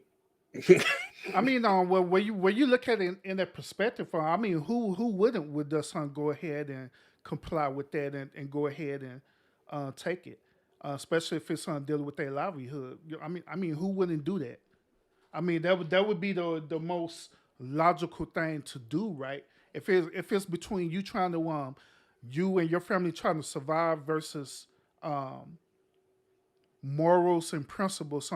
But which one do you think people would take? Majority would do. I mean, they're gonna take what's best for them. You Yeah. know, I'm, even though it don't make sense, they just gonna do it because that's what they think that's what they should do. You Hmm. know, they don't want to question nothing. Me, I question everything, especially in the last 20 years. I question it all. I mean, even with that on that, I don't think it's because of they not questioning. I'm sure people do question it, especially if they've been forced to do it out of duress. So automatically they going to question it like, hold up, why do I have to do this again? And they tell you the requirements or the certain policy behind why you need to do this. And so they're forced between a rock and a hard place to decide like either this is going to be my livelihood or I'm just going to do it out of straight moral obligation or wherever the case may be. So I believe that people really do question it. It is that when it comes to that point of their livelihood factor that we're talking about, they're going to choose their livelihood, you know what I'm saying, over, you know, that particular moral principle. Yeah, and that's the thing about it. They do it with lack of knowledge of what they're really doing. They're only looking at what's in front of them, and not really having a chance to really think about the side effects until afterwards.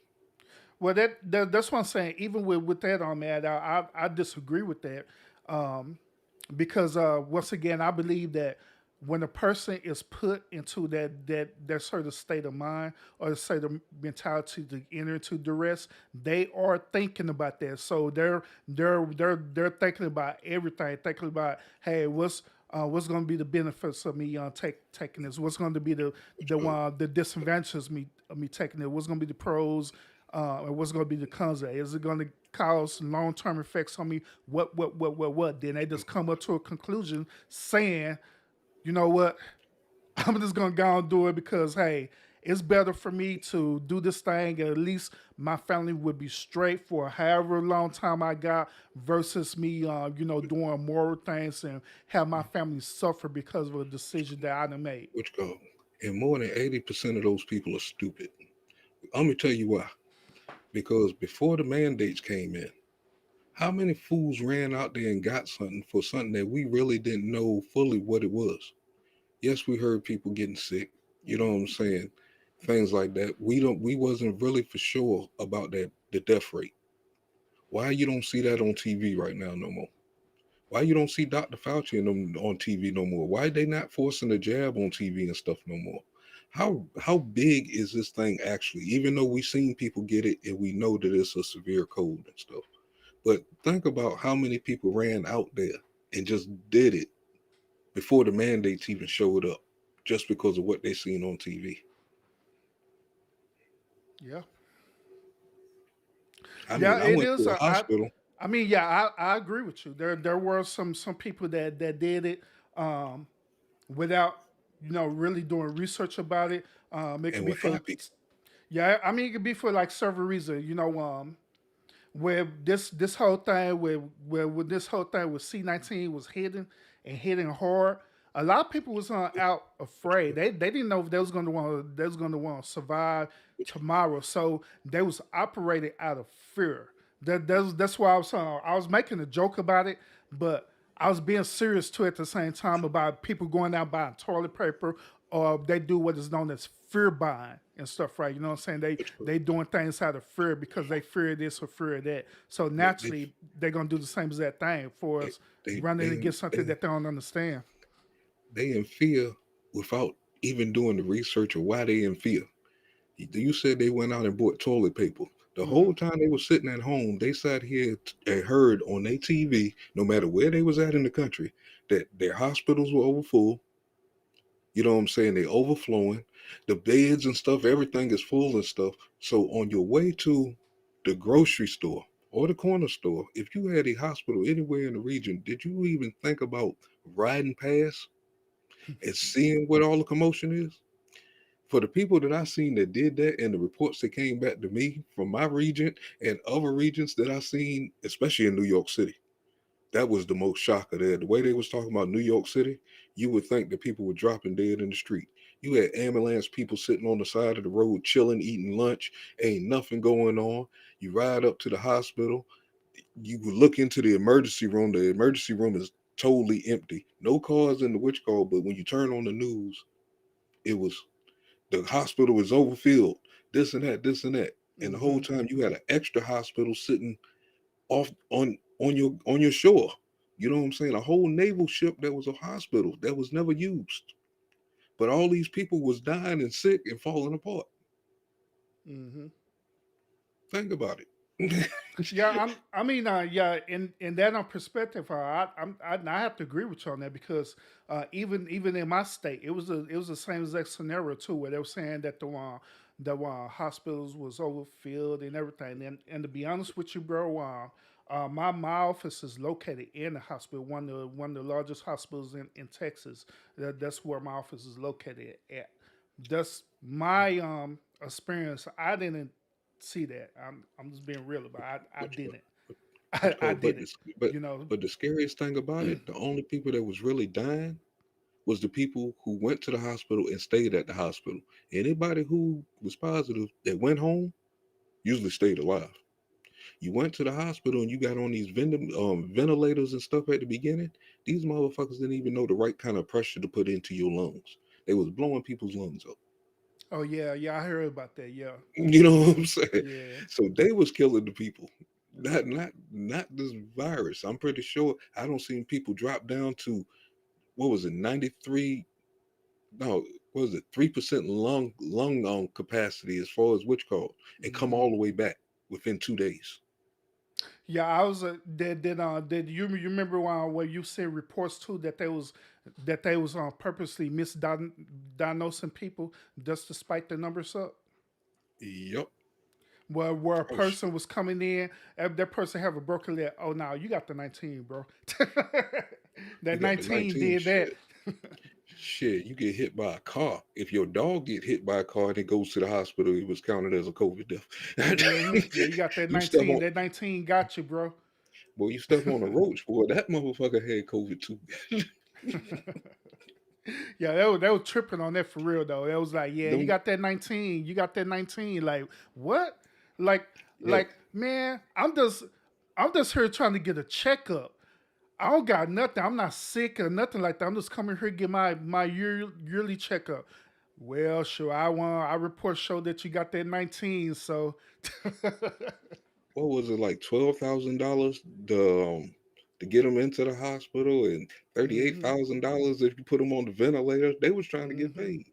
hmm Then there was another thing too when they was talking about the ventilators, talking about that they was lacking the resources of ventilators too. That was crazy too. Which call? Hold on, General Motors shut down their whole factory to produce, from what I remember, to produce ventilators. Hmm So it was like, so why are we limited? And then after that, realized we had too many. We ended up shipping some to India. You hmm know? Yeah, I remember that too because they was saying different countries and stuff was lacking the resources too. Like, yeah, we're just gonna go and ship some to these other countries and stuff that too. looked a real suspect right there at that point. It's like, did y'all just pump these shit out? It's like you don't have breweries switch over to produce rubbing alcohol, which the rubbing alcohol to me was going to get you even more sick Hmm because the more you use it on your hands, you stripping away your layer of protection. hmm You can't use that stuff 8, 10 times, 20 times a day like I see these people doing. Boy, you ain't got no protection on your hands. Yep. Yep. But I mean, it does different things that me personally I paid attention to throughout this whole pandemic situation, um, and I just came to like different conclusions just based on my perspective about it. A lot of it does seem highly over exaggerated, but at the same time, by me being a person who went through having 19 or whatever, I get it. I understand people mindset where they begin to be afraid of something that they just don't understand, and so that's why at the time when me and my family was dealing with that, I make sure that I was the backbone for my family. I make sure to show them that hey, this is not to be afraid of. You know what I'm saying? All it is another higher elevation, higher version of having the flu. So we all gonna get through this together. We're gonna do what we got to do. We're gonna take our one. We're gonna do our regimens like we always do. Take our herbs and different other things that we have available for us. So we're gonna get through this thing. You know what I'm saying? And I believe by having that strong backbone and also knowing what to do instead of operating out of fear, that's what helped our family got through that traumatic experience and stuff. But likewise, there are people out there, like we stated earlier, that operated out of fear. And one thing that I know for sure is that your body is going to react to wherever it is that you program your body to react to. So if your body's reacting out for fear and you thinking that you're going to be super sick and you're going to die and everything like that, your body's going to react to that and start, responding to that, sending out them signals and stuff out there to like, hey, we're going to die. You know what I'm saying? That it naturally end up happening that way when there ain't even nothing wrong with you, Mm-hmm. And it's very odd that Michelle Obama came into the office talking about health. Because truthfully, I heard this was supposed to happen way back then, allegedly. You know what I'm saying? And it's like she came in, you know what I'm saying, doing jumping jacks. Everybody, we should get going. You know what I'm Let's saying? go. Yeah. And it's like, hold on. Did they play with us the whole time? I hate to look bad at Obama, man, but right now, if y'all don't see the things that I don't see, y'all wouldn't be so proud of this black man. Yeah. And here's another thing too that I want to add on to this. I noticed that when this thing first started happening, what was the first thing they started taking away? They started taking away people's rights to go to the gym, any type of social activities, all these things, and they want to confine everyone into their house, knowing good and well that us being human is better for us to always be out because we're out. We're getting the natural sunlight, which that helps to heal our body. You know what I'm saying? They're also the psychological part of it too is us dealing with human interaction all the time. We dealing with seeing each other all the time. You know what I'm saying? Whether if it's at work, whether if you're going to the store, wherever the case may be, we was used to that. Then all of a sudden they took that away from us within that period of time, isolated everyone. I'm gonna come straight out and say it. I think from that point then, I believe that they were setting us up for an ambush. All the things that they have done from that point to now, think about if certain things would have happened on time. Mm-hmm. You know what I'm saying? If we didn't have to wait all the way to January 6th for the witch call, what if he would have went straight in with these immigrants and all that stuff would have came in even faster? Mm-hmm. You know what I'm saying? We stuck in our house. It looked like he's trying to give our country away at this point. You know what I'm saying? Look at everything going on. Even all the way to now, you dropping off illegals in the middle of the freaking night in areas we don't know nothing about and stuff. Mm-hmm. And nobody is really saying nothing. My antenna's been on and I've been feeling uncomfortable for 2 years right now. You know what I'm saying? Like, where's y'all's instinct at? Like, something ain't right. Yeah. We about to see a red dawn or something, man, allegedly. That's just by me. That's just by how I'm looking at it. Yeah. Everybody has a different war board than I got. Yeah, gotcha.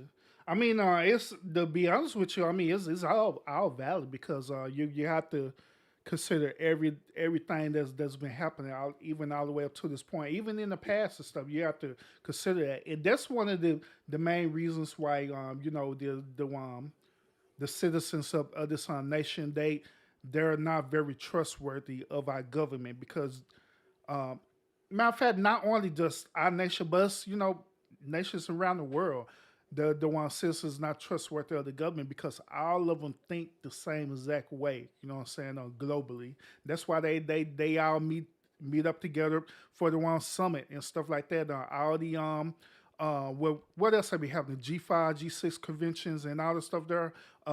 They all meet up and that's all the one global powerhouse meet up and stuff. And they sit up here having a huge powwow of their agenda, what they're gonna do within the year and whatever. And they can say all that, but still we're not putting the pieces together. You know what I'm saying? They're making us, you know what I'm saying, us as black folks, and I'm looking at it as far as what's called, as far as the information that we be getting, how people talk to us, the things we should care about, the things we shouldn't care about. You know, it's like when you look at everything that they tried to do within the last 2 years, lock us in our house. They had mentioned concentration camps. They had mentioned retraining, all these things. Not thinking the whole time a year ago, a year or two ago, you was walking up and down the street with this group called Antifa, and Mm-hmm. nobody did their homework on them. This is a Nazi group. You know what Mm-hmm. I'm saying?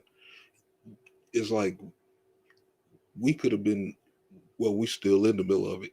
We could be marching in our own Holocaust only because people are slow to think and lack of doing research and just follow anything that they want to do. Mm-hmm. That's the nicest way I'm trying to say it. Because any other time I'd say it, you know what I'm saying, it come out rough, like I want to punch your teeth down your fucking throat for this stupid ass shit. Because Yeah. I mean, it was, you know, what I'm saying? Well, yeah, But- I have to agree with you on that perspective for us, the lack of knowledge, because people reject the knowledge. Um, but another one part of that is because not only people reject the knowledge, it's because let's be real about it, Mad. There's some things that is just not interesting to people. It's just boring to people. You know, like even like me and you, we're having this conversation. There's certain things that we're very interested in, so we can engage and have the conversation to talk about. You know what I'm saying? But there are other things where we're just not interested in at all. It's boring to us. So of course, since we're not interested to us, our natural reaction to that is that we're going to reject it. Like, man, forget that crap. I'm not into that. I'm just going to reject it, even though the knowledge is readily there for us. You know what I'm saying? At any given time. So I believe that that's how people are as well. You know what I'm saying? With situations, especially with information like this. Where they reject it because it's it's probably just not that interested to them, or it's not as important to them within the moment, unless something traumatic happened to them to make it become important. You know, like a family member pass away from it or whatever, then it becomes important. You know, but that's I mean, that's things that can't be prevented. But the things that can be prevented came with the gift that God gave you. Thinking. You know what I'm saying? yeah, That is your God thinking. You know what I'm saying? Meditating. Sit back and analyze things that you don't collect it within life and within your life and stuff. A lot of things you have grabbed a lot of pieces. You know what I'm saying? You just not putting them together for what's around you at this time. Because that's hmm what happened to me. You know what I'm saying? I kept researching, kept listening to things, watch this, watch that, watch that, watch that, even though I really wasn't interested. But then when that switch got hit to where I was interested, I found out I knew a whole lot of other stuff. And this was a lie, that was a lie. Hold on. It's like we just have to think. yeah. Since you mentioned about thinking, right? What do you think is the cause of us to lose our ability to free think? Technology. How's that so? Technology. What's your best friend's phone number without you even looking in your phone? Don't go hit the name. No, do nothing. What's the numbers? Man, I ain't finna tell my best friend phone number on the I live, mean, bro. You trying to I dox mean, my I mean, own I mean, best friend? I mean, where I'm getting at, do you know it by heart? Yeah, I do. Okay, but where I'm trying to get at, But because that is your however, best friend. however, however, man, I know where you're going with this. However, and I'm gonna get in trouble by this. I don't even know my own wife phone cell number by heart. Or my She's gonna watch the kids. replay. You just hit their name, got there. But it do help you. I can't remember a number that somebody gave me 3 days ago, but I can remember the number that I had when I was in kindergarten. Oh yeah, yeah. You know what I'm saying? It's like this technology here is slowing us down from thinking. Things are coming a whole lot quicker and easier to where, oh, I ain't got to worry about that. I can just look it up later. You know, hmm so it ain't like you actually got to put in a thought. Like right now, I don't think if I had a school locker, I'll be damned if I want. I don't think I could think of the combination. Mm-hmm. You know what I'm saying? You be trying to dial it on your phone and shit, and your locker pop open or something. So you're saying that technology made it readily easy for people now instead of them to think of their own. Yeah, a lot of that stuff think for them.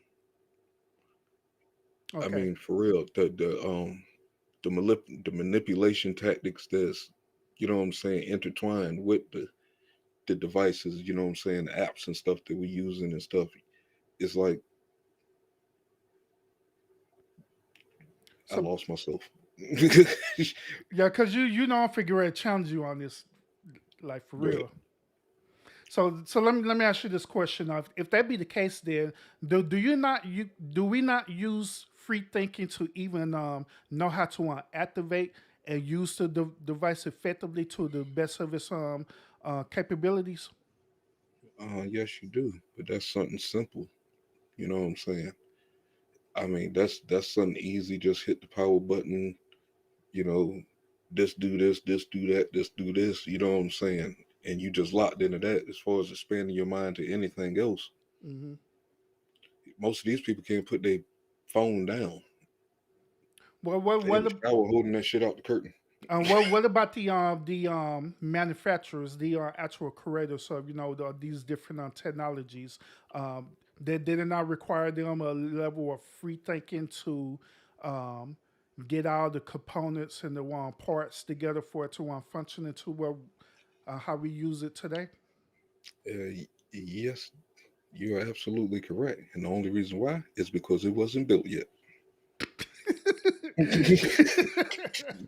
What the hell? Which call it? They the free thinkers. They the one that helped put it together. That stuff wasn't around for them. They had to build it from scratch.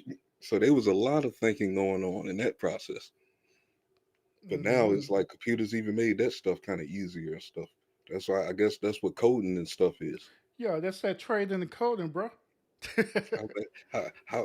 How Flintstone-ish was it 30 years ago for coding? You know what I'm saying? Hmm. 35 years ago, we on a floppy disk, and you trying to program a computer and shit, Yeah. or program a game or something like that. Oregon Trail and stuff we used to play in school. How much Hmm. program did it did that take? Now, even with the part of technology, I mean, I I understand your point of view about it. That um, if a person utilize technology as though the technology is the God and this technology is doing the free thinking for them, that I can agree with your perspective. But at the same time, in order for the technology to work, it requires us to make it work. Which, in other words, requires for us to think about the things that that we're doing, how the way we program and how the way we text, how the way we use it, how the way we utilize the technology. You know what I'm saying? It requires us to think about the things that we do and how the way we do it. Now, also at the same time, once again, there are moments where people be so into the technology where it do pull them away from natural reality. If that's the point that you was making, it literally pull them from the natural reality of world and end up on project them into a false sense of reality. You know what I'm saying? So I agree with that.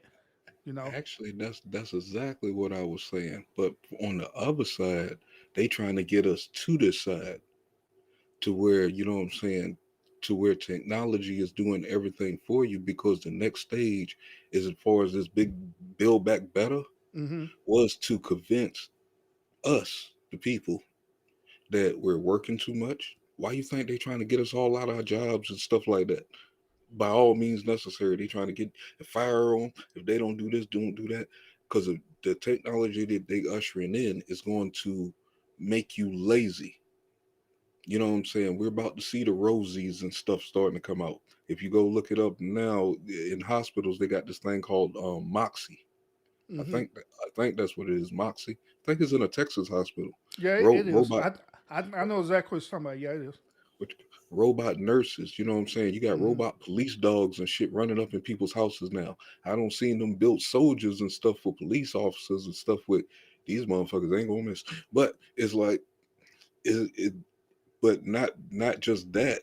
It's like once they do that, even Elon Musk said a few weeks back that he's even scared of what the future is looking like because the machines are going to eventually turn on us. Mm-hmm. You know what I'm saying?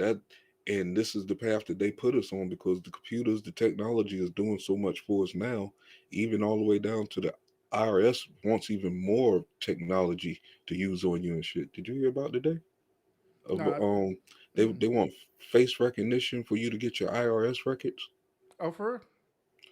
Yeah, Well, they they kind of been dabbling with that technology for years anyway and stuff. You know what I'm saying? But they just have they been having issues with that because of course they been having these hackers and stuff on that they've been giving them hell over just the simple stuff. Man, I mentioned this 2 years ago. People thought I was crazy. I mentioned what was going over in Taiwan and shit. It's like a video game. Mm-hmm. You know what I'm saying? Their technology is so advanced that the face recognition and all this stuff, all these cameras people be voting for, going up at these stoplights, none of this stuff is good. Even though it Mm-hmm. serves a good purpose, but in the long run, they setting you up for other things. They just present it to you because they figure they'll suit you for this, but it's suiting them for something else. Man, you can't cross the street and break the law, jaywalking or none of that, or your money will be, you know what I'm saying? Eventually, your money will be digital and stuff like that. You have a technical, electronic wallet. You know what I'm Mm-hmm. saying? That they can snatch money from anytime they want. By the time you got across the street, they don't put the fine on you, judged you, you guilty, you jaywalk, took the money out your pocket, all kind of shit at that point. Mm-hmm. You know what I'm saying? Just like a video game, you walking around and you hit something and you lose some money or you get shit. You know what I'm Yeah. saying? Grand Theft Auto kind of crap. That's Mm-hmm. going on already. And it's like the way they presenting it to us, they tricking us with a whole lot of bunch of other stuff. Yeah. Yeah. Well, they pretty much um what's the best word? Um, Cuddling us. They making you see the benefits instead of you know what I'm saying the necessary potential evil behind it. You know, like even right now, I got my iPhone. I'm an iPhone fanatic. You know what I'm saying? iPhone everything that I own is just about Apple. That I have just about, and so Apple and Samsung, you know, they all have what is known as digital wallets, where you know all you got to do, you just have to touch it, and it's gonna automatically either one. You can make a payment like that, you can withdraw money, anything like that. You know what I'm saying? Using your digital wallet with your phone, or even where whenever I wear my watch, I could just walk up and use my watch, and it works the same exact way. Another one thing about the system that we're talking about too is with Amazon too. Amazon has a actual store, um, several stores around the nation where all the person got to do is walk into the store. There's no workers, no cashier, no like that. All they got to do is enter into the store, pick out whatever items they want to have, and walk right out the store. They're going to automatically get charged for the items that they purchased through their digital wallet. You know what I'm saying? Even what you call it, most people don't know the person that they glorify so much, Mr. Nipsey Hussle was bringing it to the hood. Mm-hmm. I'm not saying that it was a good thing or things like that, but his store is a cashless store. Oh yeah. You know what I'm saying? It is like he's bringing that to the hood, but most people never knew. They're not looking into it completely. They just think about it. Oh man, that's a cashless store, man. He moving up, boy. That's that new technology and shit. No, Mm-hmm. what do it mean for you for real? Yeah. Are you gonna be a prisoner eventually if all the other currency go out? If you're not into this, or they forcing you into this? Mm-hmm. But I mean, just like I say, even when we've been talking about the vaccine technology and everything, there's like always there's good behind it. You know where it can help, you know, revolutionize humanity, as long as it's using the good sense. But there are also bad parts about it too, as Uh, well. You know what I'm saying? Like, excuse one me. more, one, one more thing, Urban. Did I send you that link the other day about the vaccines and the kids? No, I don't think you did. I don't remember. Dog, all all these people. I'm sorry if anybody took it in the chat. Man, y'all stupid. Was y'all watching the vaccine when they was doing the shit? Did you realize that they went into a box, pulled it out a box with no instructions in the box, and the nurses who didn't know what to do with the vaccine, how to mix it, how to cut it, or whatever with I forgot the formula or whatever solution they were supposed to use, and they ended up using the wrong one. And a lot of these Oh, people who took I the heard injection, about that. Yeah, I heard about that. Yeah, yeah. these nurses had to go online to find out how to use the vaccine Mm-hmm. or go online. They wasn't taught. They ain't did none of that stuff. Yeah, So you asking me, got that on? I don't know. I want to see some data. yeah. I mean, that's the that does you. Also, that does you being a man and stuff. Because you know us men, we're pragmatic. You know, we want to we want to see the data, the statistics, so we can make a reasonable conclusion about wherever it is that we're dealing with. That is our natural nature of doing things. Which I mean, I get it. I'm like that too. All of us as men, we're like that. Versus responding out for our feelings and emotions. You know. Yeah, what you got about 5 over there? I think I'm looking out for about the same amount. You know what I'm Yeah, saying? yeah. Yep. But So yeah, I mean it is what it is. Yeah, even with Dr. Evil right here. man, Who knows what's gonna happen after this? What's gonna be the oh, long term? We don't know. I'm about to be on his head. I'm about to get him. Yes, sir. Oh no, because it looks like social media. It looked like even the news is starting to turn on him. They're starting to Hmm. turn on Biden.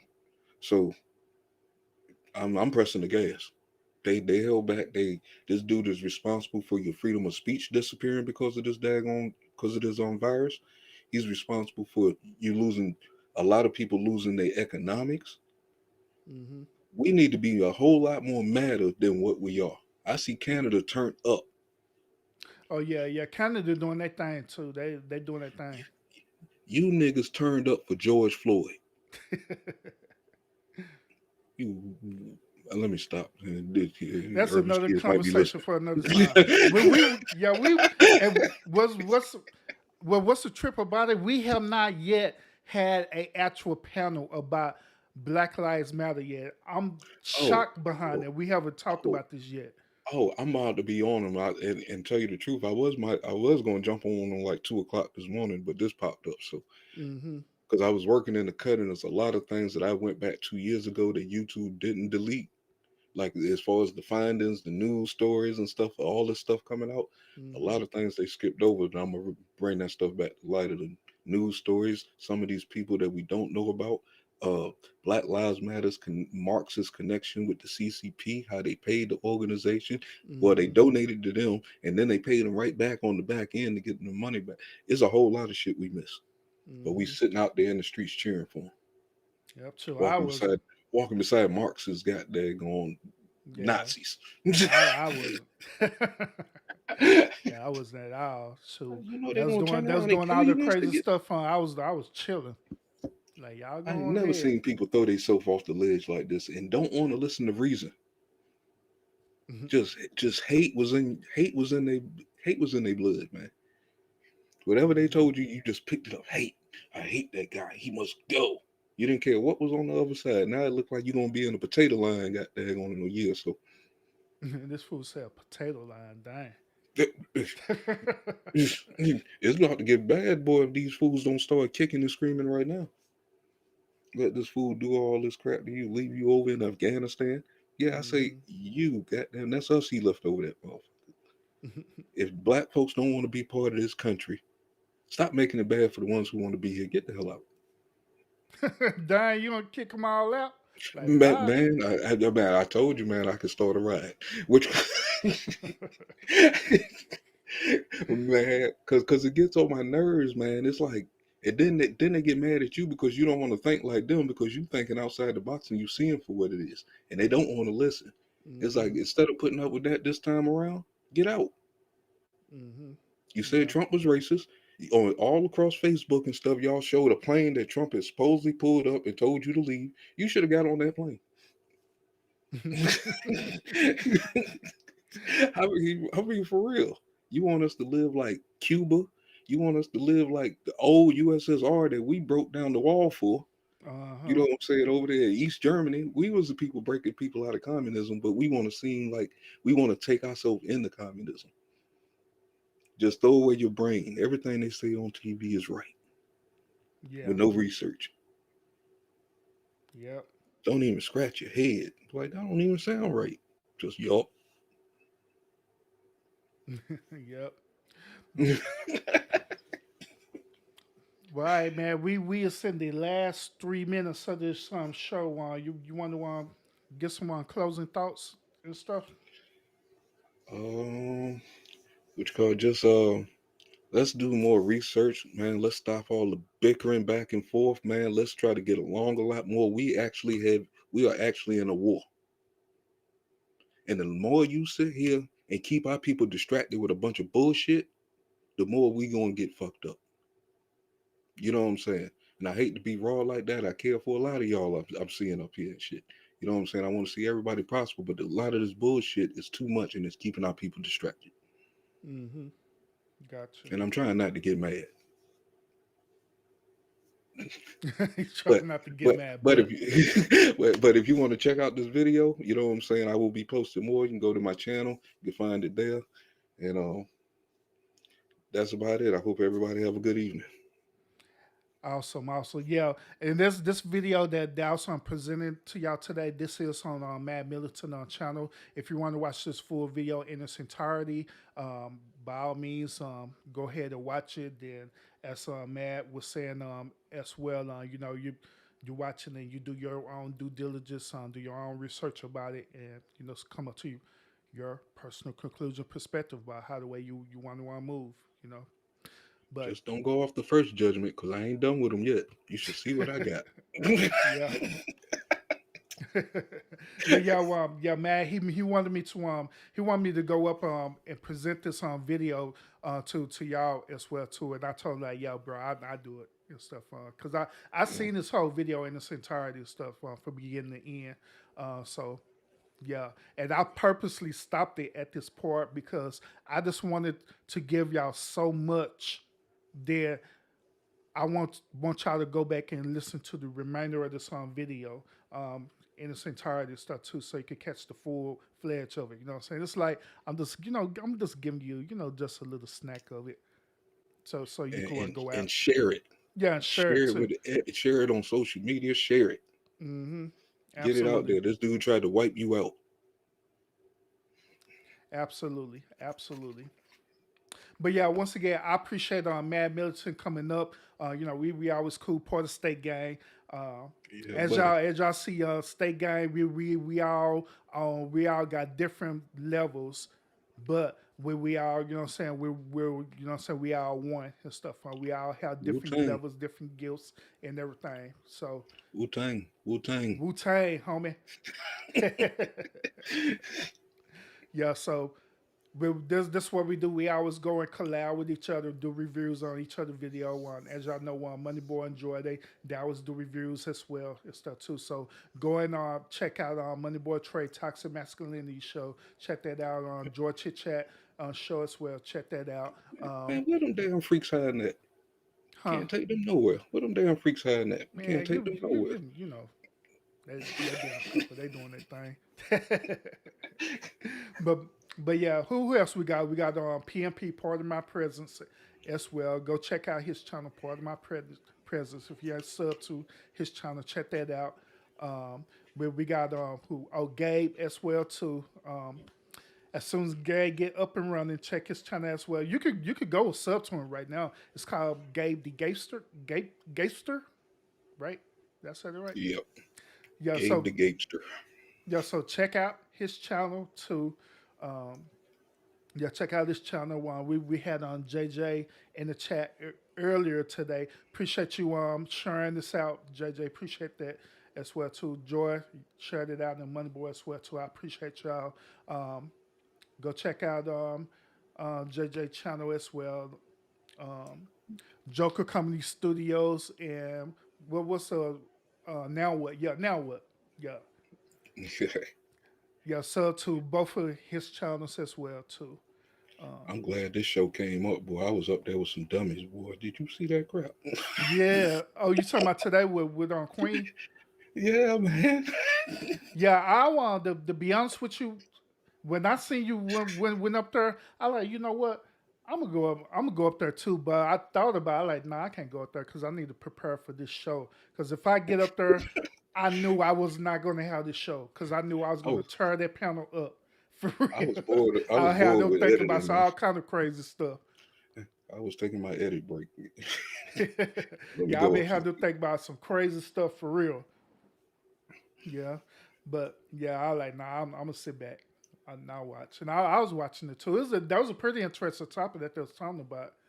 But Yeah. my overall conclusion about what they're talking about is that it's not just with a set group of race that does that. Every race does that. Every race, it's like that. Mm, Every every last one of them does it, one point or another. You know. But that's another show for another time. So word. I might even talk about that, like for real. So, Yeah, that's a good one. mm-hmm. Bye, everybody. Once again, I appreciate y'all tuning in as well. Join me tomorrow. Join me for my topic on tomorrow. What tomorrow is? Tuesday? Mm, yeah. All right, yeah. So Tuesday, tomorrow night on Tuesday, I will be talking about the suicide with Regina King and her son, and I think it was some other celebrity that committed suicide as well too. So I'm gonna be talking about that on my show tomorrow, and I'm gonna once again share with y'all about the suicide thing and go deep into it. All right. So like I always, y'all continue to fight fates with faith, and I will see y'all in the next discussion. Don't forget to share this video. Go on to MaDD Militant, get his video, like his page, subscribe to his page, and share his video as well too, because I believe that this is some important information that do need to get out. All right. So, All right. Thanks, Herb. oh, you're welcome, bro. Fight faith with faith. Holla at you. Peace.